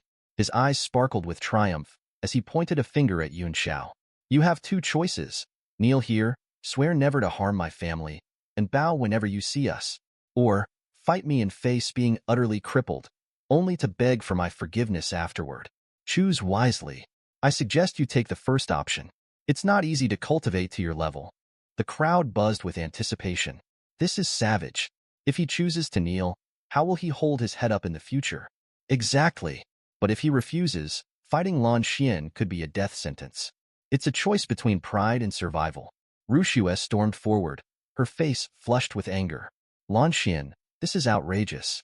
You're a graduating student and a 9-star warrior, just a step away from becoming a martial master. Yet you're challenging someone who isn't even a warrior? Do you have no shame? Yun Xiao snorted. When the younger brother is a joke, the older brother isn't far behind. The apple doesn't fall far from the tree. And since when has the Lan family ever been known for its shame? Lan Xian's face reddened, but he soon burst into mocking laughter. If you're afraid to choose, just admit it. Why hide behind a woman's skirt? So, you're the esteemed grandson of Duke Jinghua, the firstborn of General Filong? Huh. Yun Xiao's eyes narrowed in contempt. With a swift motion, he spat a glob of phlegm at Lan Xian. The projectile flew with such force that it whistled through the air.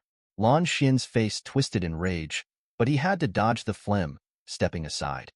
With a sardonic smirk, Yun Xiao stepped forward and raised his middle finger. Even though you're disgraceful, I accept your challenge. 3 days from now, in this very arena, I'll beat you so badly that you'll be on your knees begging for mercy. And I'll make you lick my shoes. The crowd fell silent, stunned by Yun Xiao's audacious response. Han Bai and Chen Zhen, their faces pale with fear, hurried to stand by Yun Xiao's side. They urged him to reconsider, their concern evident.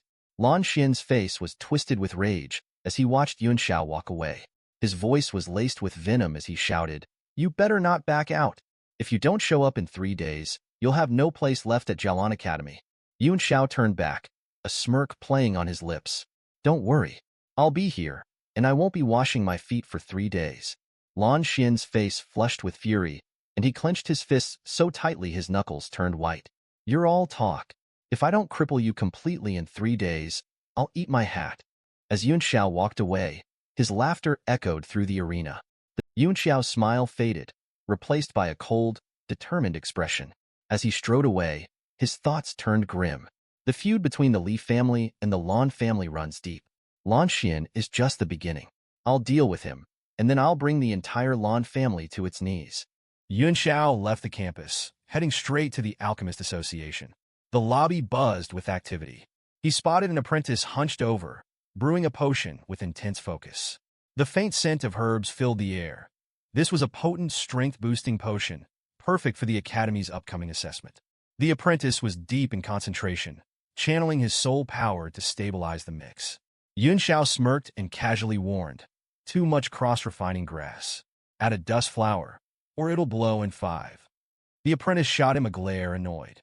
"What do you know? Don't interrupt me." 3 breaths. 2 breaths. Yun Xiao counted down, his voice calm. Just as he reached 1 breath, the potion erupted with a small pop, splattering everywhere. The apprentice stared, dumbfounded, as the liquid dripped off his clothes. "How did you know?" the apprentice finally asked, disbelief in his eyes. "Smelled it," Yun Xiao replied, nonchalant. "I'm looking for Jiao. Can you let him know?" "Smelled it?" The apprentice looked skeptical. "Master Jiao is usually in seclusion. I can't bother him." Just then, a graceful figure approached. "Failed again, brother? Are you hurt?" The apprentice, Lu Yu, shook his head. "I'm fine, just soaked. But I've wasted the ingredients again." Yun Xiao's eyes sparkled as he greeted the newcomer. "Miss Lu Yao." Lu Yao smiled in recognition. "Ah, it's you." Yun Xiao put on a charming smile. "A pleasure to be remembered by a beauty." Lu Yao chuckled. "Master Liang praised you after reading your prescription." "Master Liang praised you?" Lu Yu blurted out, surprised. "Are you an alchemist?" "Used to be," Yun Xiao said with a shrug. "Right now, I just need to see Jiao. Can you help, Miss Lu Yao?" Lu Yao blinked, surprised. "Master Jiao just came out of seclusion. Come with me." She turned back to her brother. "Don't give up, Lu Yu. You're the best in my eyes." Lu Yu's eyes flickered with hope, but quickly dimmed again. "I've failed too many times. These ingredients are expensive, and we're running out of money. I'm not young anymore. Maybe it's time to find a family to join." Lu Yao looked stricken. "Don't say that, brother. You have to keep believing in yourself." Yun Xiao couldn't help but laugh. "Cut back on the cross-refining grass by 3, and if the potion looks too light, add a crossing cloud mushroom. Trust me, you've got this." Lu Yu hesitated. "Are you really an alchemist?" Yun Xiao grinned. "Told you used to be. Now let's go find Jiao." Lu Yao urged, "Brother, just try what he said." Even Master Liang praised him for his last prescription. After a brief hesitation, Lu Yu nodded. "All right, I'll give it a shot." Yun Xiao smiled. then followed Lu Yao to the second floor. Though it was his first time here, he knew the layout well, as all alchemist towers on the continent were identical. They soon arrived at a door, and Lu Yao knocked gently. Inside, Jiao Rong's irritated voice rang out, clearly annoyed by the interruption. Lu Yao's heart raced as she announced, "There's a young man here who calls himself Young Master Yun." Young Master Yun.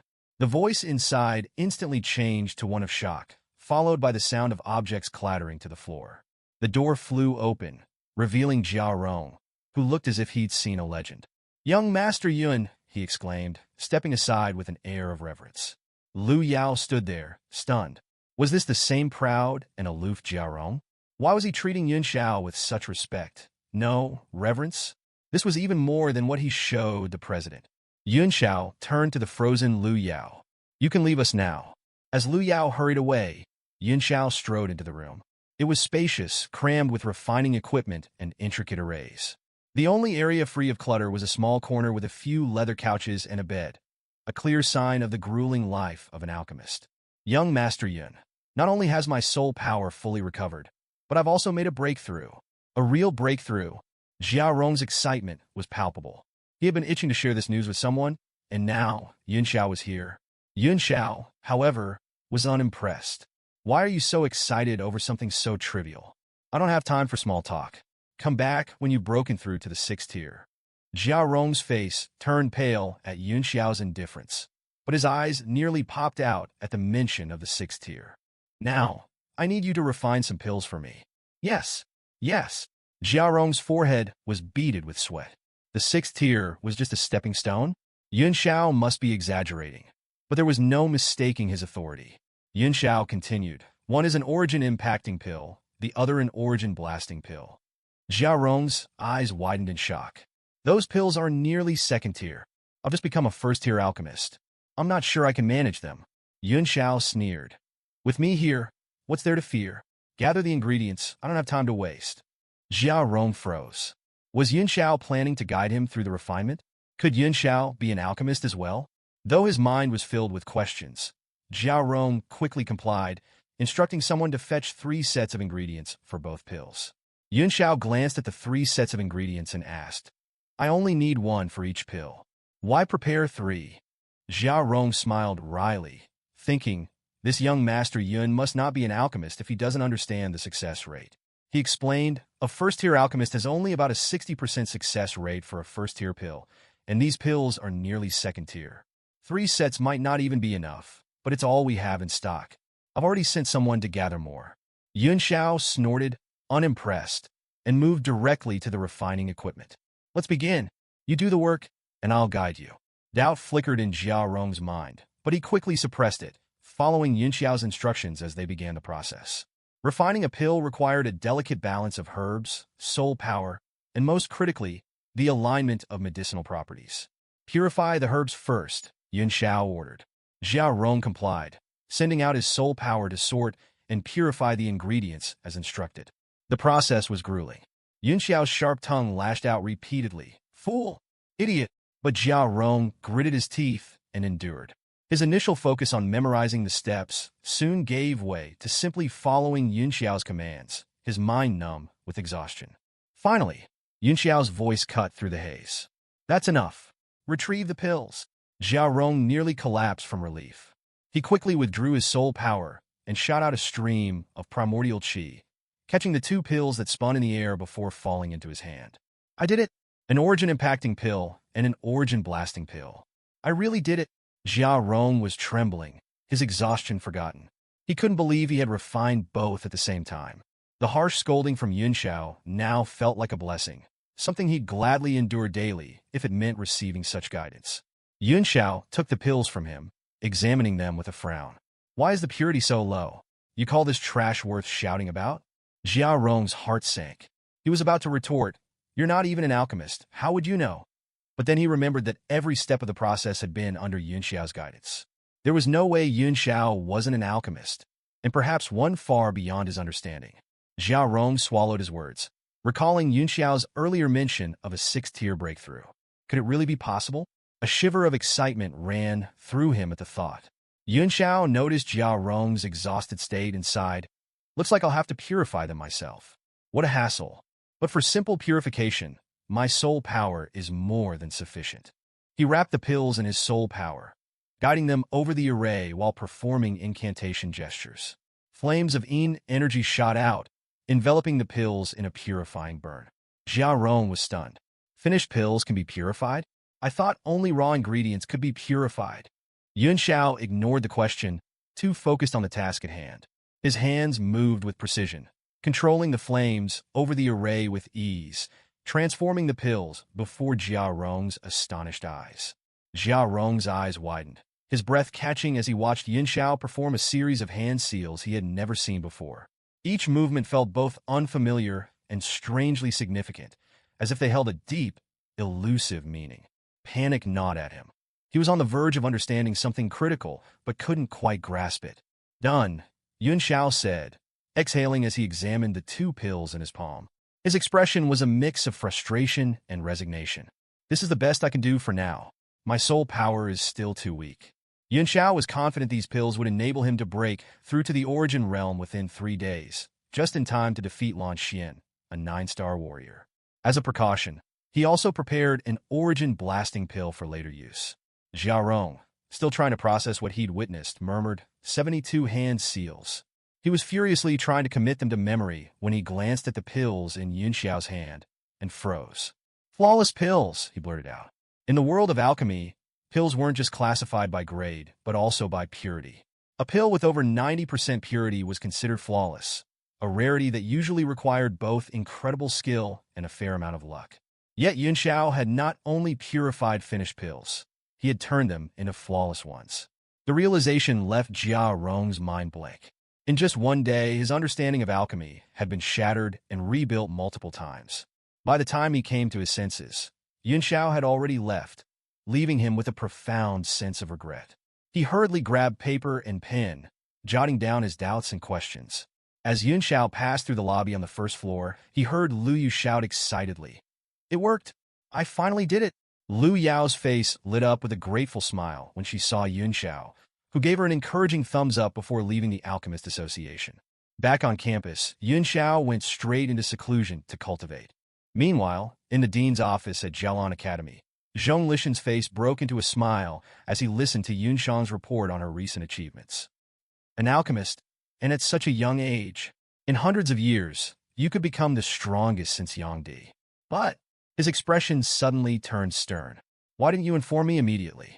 I had to find out from His Majesty's invitation to the feast. Do you still see me as the Dean of Jialan Academy?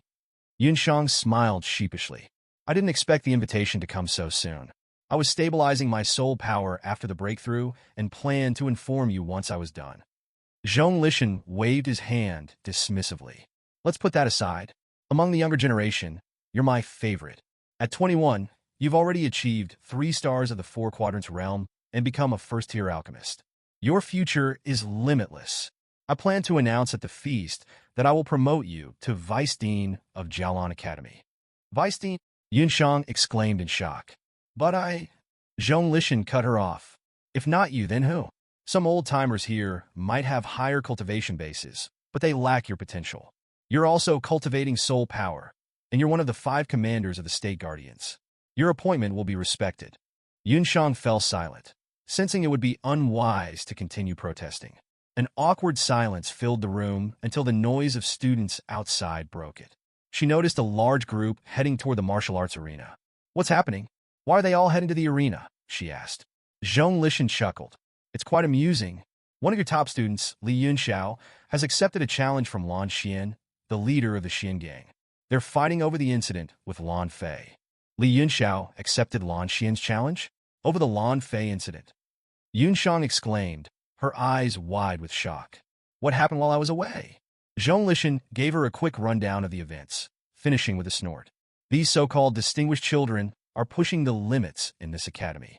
Maybe it's not such a bad idea to let them fight it out. I can't believe Lan Fei was expelled. Yun Xiang muttered, stunned. Suddenly, she bolted for the door. No, I have to stop them. Li Yunxiao is a loser who couldn't even open his chakra. He doesn't stand a chance against Lan Xian. He's just asking for a beating. Zhong Lishan's eyes gleamed with amusement. A loser who couldn't open his chakra? Yinshang, we were both fooled by this young Master Yin. 3 days ago, he opened 7 chakras and threw a punch with over 1,000 caddies of force during an assessment in the martial arts arena. I never expected such cunning from him. By now, he's probably broken through to the origin realm. Li Yunxiao, 1,000 caddies of force? And he might have reached the origin realm? Yunshang was dumbstruck. That's impossible. There's no way he could have hidden his strength from me. Could he have broken through in just a few days? No. That's even more absurd. She turned and headed out. I won't let this happen, she declared. Even if he did break through, he's no match for Lan Xian.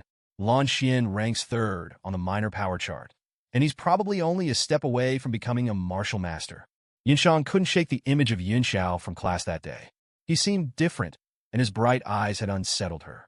His guidance had helped her become a first-tier alchemist, and she wasn't about to let him get crippled by anyone. Zhong Lishan raised an eyebrow, surprised by her determination. I'll join you. I'm curious to see what the students are capable of these days. Rank 3rd on the minor power chart?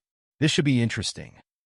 In the tenfold gravity chamber, Yu Hejing grumbled, Lan Duo, that trash is going to fight Lan Xian today. Aren't we going to watch? Lan Duo's eyes flashed with irritation. You go if you want. I'm not interested. Lan Xian is just 1 notch below Brother Lin on the minor power chart. That clown is just making a fool of himself. But Lan Xian isn't much better. He only picks on the weak. The only real experts are Brother Lin and Bai Chengfeng. Yu Hejing felt a pang of jealousy at the mention of Lin Yu. Fine, I'll go myself. I've always wanted to see that piece of trash get what he deserves. As Yu Hejing left, Lan Duo sneered. He can't beat Li Yunxiao himself, so he enjoys watching someone else do it. What a wimp! Just as Yu Hejing was teleported away from the chamber, she noticed a familiar figure dragging his tired body into the teleportation array. Despite his weariness, the figure exuded a sense of loneliness and pride that startled her. Li Yunxiao, she murmured in disbelief. The arena was already packed with students. The Xian gang occupied the front row, arms crossed, their powerful auras radiating outward, creating an intimidating barrier that kept others at bay. Their tactic was clear: overawe the opponent before the fight even began, striking fear into his heart. But as time passed, their efforts seemed in vain. They had been emanating their auras for what felt like hours, yet Yunxiao was nowhere to be seen. Sweat dripped down their faces, and their exhaustion began to show. Is that brat coming or not? I wouldn't be surprised if he didn't. Better to lose his honor than his life. The crowd buzzed with impatience, and some cursed Yunxiao under their breath for stringing them along. Lan Xian, sitting in the arena, clenched his jaw as the chatter grew louder. Annoyed, he closed his eyes, tuning out the noise. Fatty, do you think Yunxiao will show up? Rushua asked anxiously. Part of her wanted him to, while another part feared for his safety. Han Bai frowned. I don't know. I haven't seen him in days. What if he fled? Chunjin snapped out of his daze. Impossible. If he ran, he wouldn't deserve to be the heir of the Li family, let alone our respect. A man can die standing, but not live in shame. Rushua's face flushed with anger. Stop saying such awful things. Can't you be more positive? Look, that piece of trash actually showed up. The crowd turned as one, eyes locking onto the figure standing beneath the statue of martial sovereign Gu Feiyang. Bathed in the light of the rising sun, Yunxiao looked completely at ease, as if he were out for a morning stroll, even humming a tune. Wow, he actually showed up? What a hero. Huh, more like a brainless fool. He's a dead man walking. Lan Xian is a peak 9 stars warrior. How many moves do you think this guy will last? Moves? Huh, I'll be impressed if he's still breathing after the first one. The students parted, making way for Yunxiao, most of them smirking or shaking their heads. Get out of my way! Rushua burst through the crowd, rushing to Yunxiao. You idiot! Why are you here? Leave now before he kills you. What are you thinking, young Master Yin? Chun Jun added, concern etched on his face. Yunxiao felt a warm glow in his chest. At least some people cared. But before he could respond, a figure flashed before him. It was Yunxiang. Stop being reckless. Get out of here right now. The challenge is cancelled, she ordered, her voice tinged with anger. What? Cancel?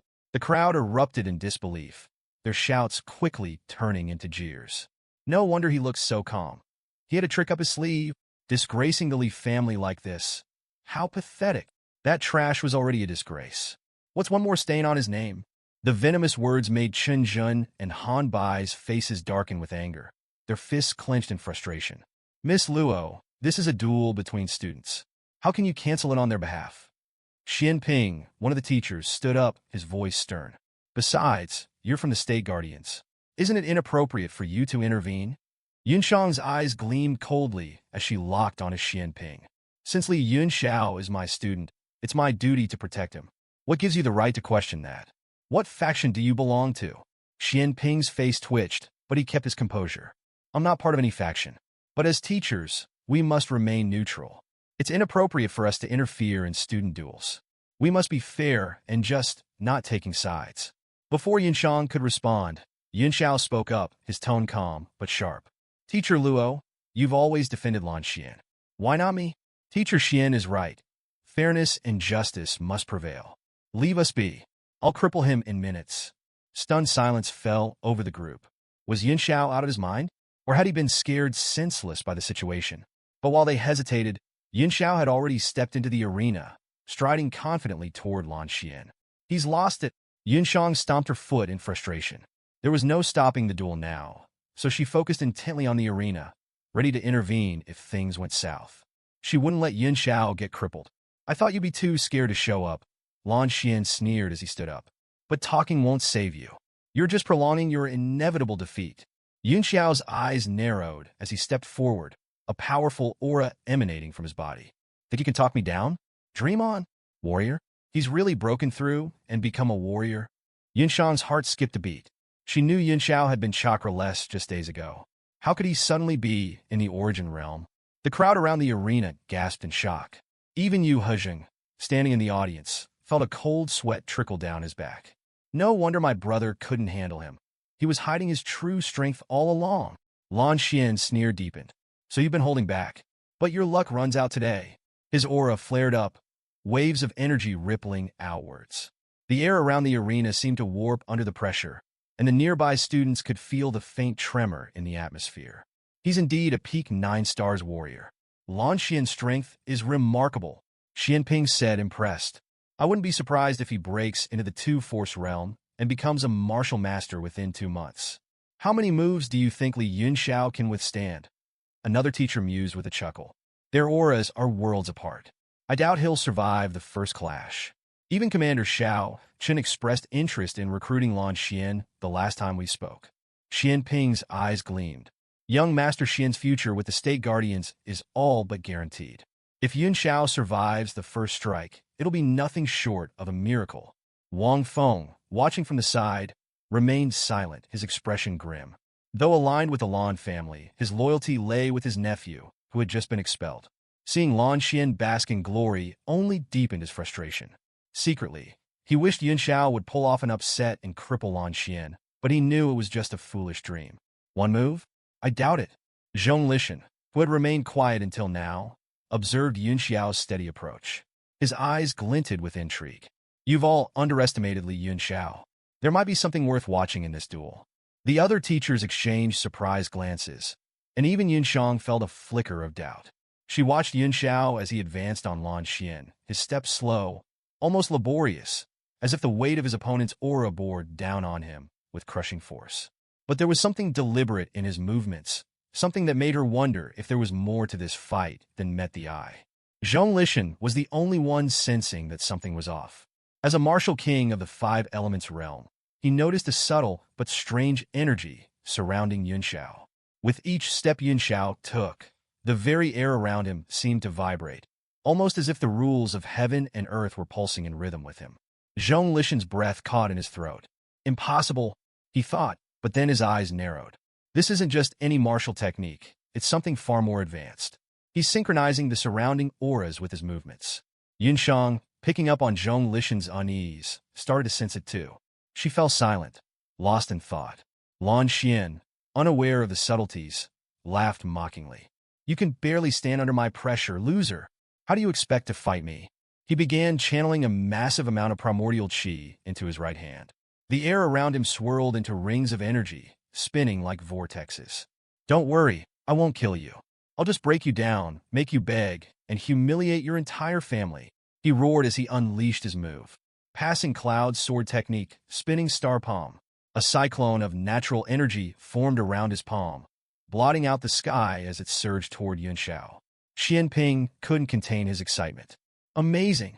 He's using his palm like a sword, and it's as powerful as a spinning star. But Zhong Lishan's face had grown serious. He was focused on Yunxiao, who suddenly gathered all his primordial qi into his feet. With a sudden burst of speed, Yunxiao kicked off the ground, shattering the diamond-paved floor as he leaped into the air, becoming a blur. Lan Xian's confidence faltered. What? He's that fast. He hadn't expected Yunxiao to evade his attack so easily. Furious, he pushed his right palm forward, expanding the cyclone to cover a wider area, leaving Yunxiao seemingly trapped in midair. But Yunxiao smirked. Humph! Moonwalk nether swap. To everyone's shock, his body blurred and shifted, moving several feet across the air in an impossible dodge. Walking in the air? Lan Xian's eyes nearly popped out of his head. The crowd was in disbelief as Yunxiao took another step midair, defying gravity. But this wasn't just a flashy move. With each step, the force in the void seemed to resonate with him, and the hearts of everyone watching skipped a beat. Zhong Lishan leaped to his feet, eyes wide with realization. He understood what was happening. Yunxiao wasn't just avoiding Lan Xian's attacks. He was completing a precise set of movements, each one in perfect harmony with the next. The rhythm between heaven and earth was now synchronized with him. Then, with one final step, golden light erupted from Yunxiao's body. As he descended from the sky, the auras of heaven and earth surged toward him, as if the very world was collapsing into his form. Zhong Lishan gasped, his voice trembling with awe. He's borrowing the force of heaven and earth. It was then that he fully grasped Yunxiao's purpose. Every step had been a preparation, a way to harness and channel the immense power of the world itself.